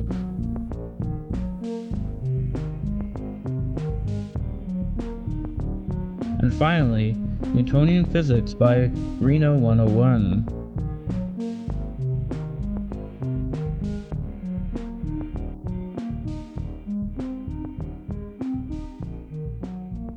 Thrillville Dead Bodies 4chan rumor. This was all started by an anonymous user who posted on the X Paranormal board under the basis of making a post titled Conspiracy Thread. This user had posted a paranormal iceberg that made or found nothing too out of the ordinary. But then after some replies, another paranormal board was posted underneath this one. This was another iceberg chart with some questionable entries. After more people began replying, asking what some of these entries meant, but now finally a third iceberg was posted, and this was also nothing. More replies popped up, then one iceberg comes along. Could this one be the one? Nope. Okay, I get it. When will someone post the iceberg we're waiting for? Wait a minute. What is that? The true reality of Roblox. ... Okay, another iceberg chart, but this one is posted by Hisomu, and it's about Roblox. The iceberg starts off simple with things like 1x1x1 and scam bots. But as when we take a look going further down to the 5th tier of the iceberg, we see a strange entry titled Thrillville Gore. This is when things start to become weird. Thrillville Park wasn't any crazy Roblox game or anything. Thrillville Park was a game created by JJ5x5. The game features various roller coasters, an obstacle course, a train ride, and a face changer. It was the main setting for the Roblox Gone Crazy video series, and it is considered a classic Roblox game. Beneath this iceberg, an anon would write asking OP to quote-unquote red pill me on Thrillville Gore. Nintendo not responsible for takedowns. Crossroads missing quadrants. Roblox Hell and Ghost. Hisomu would reply to this with a Thrillville entry being the first thing Hisomu talks about here. Is the following that was said. Thrillville Gore. Dead Roblox avatars were being found in the Roblox game Thrillville, back when it was first opened to the public. The bodies cannot be found today. And that's what started the Thrillville Dead Bodies 4chan rumor. 2005 sign up. The 2005 sign up page is much different to what we see today when we sign up on Roblox. For one, you can see an ancient Roblox logo at the top left of the screen, and for two, Roblox was still in its beta testing phase. The page was very simple in nature and didn't have much going on. One thing is for sure is, upon seeing the loading page, users would see a message that goes as the following. Dear Roblox users, we've completed our beta 1.0 period. Thank you for your input. We're working on a brand new version of Roblox with lots of new features. In the meantime, access to the website is restricted. Existing users can still sign on here. However, no new user accounts can be created at this time. If you'd like us to notify you when we go live again, then contact us. Thanks, the Roblox team. We even see a bit of Roblox's early idea for the first Robloxian, being this little yellow brick man just underneath the text on screen. This avatar has a spearhead compared to a modern day avatar. Sword Fights on the Heights 2. We all know about Sword Fight on the Heights 4, but did you know that Shedletsky had a sequel shortly made after the release of the original in 2007? And just 1 year later, Sword Fights on the Heights 2 would be made. Here is Shedletsky's description of the game at the time. Update, I consider this level done, so I'm open sourcing it. Feel free to copy, edit, change anything you like. There are many power-ups hidden in this map for you to find. The shield sphere lets you make yourself invincible for 5 seconds. The medkit lets you heal yourself once. The jet boots let you fly. The armor gives you health. The firebrand is a big sword you can lay the smack down with. The ice dagger of instadeath kills anything it touches and is the weapon of choice for bringing down fools with 50 medkits. Sword Fights on the Heights, commonly abbreviated as SFOTH, is a melee combat game built by Roblox staff member and administrator Shedletsky, formerly known as Telemon. It is one of the oldest continually active games on Roblox and has inspired a hat and a series of gear, and originated the sword fighting genre of games. 4 Sword Fights on the Heights games were released between late 2007 and early 2008, each replacing the one before it. The series concluded with Sword Fights on the Heights 4, which has remained the current version since June of 2008. Sword Fights on the Heights original, introduced in April 2007, is known as the first Roblox place focused solely around sword combat, featuring none of the other classic weapons used in brick battling games at the time. The original Sword Fights on the Heights lacked the variety of swords most players are familiar with, and there was only one item, armor. This first version of the map lacked many features which would be introduced in subsequent entries. Sword Fights on the Heights 2, introduced in March 2008, expanded upon the original primarily through the introduction of new swords and power-ups. 4 new items were added to the game: the instantly killing but short-range ice dagger, the long-range firebrand, the shield spear, and the medkit. The map was also increased in size, adding several new areas. The lore of each season, except a part of Season 1, is directly related in order to the Sword Fights on the Heights quadrilogy. New islands get formed by earthquakes. Unfortunately, Sword Fights on the Heights 2 is unavailable to play anymore because the original link to the game was replaced by the modern-day Sword Fight on the Heights 4 game. This version, along with the third version and the original versions, are not available to play officially, but there are downloads of the maps floating around still.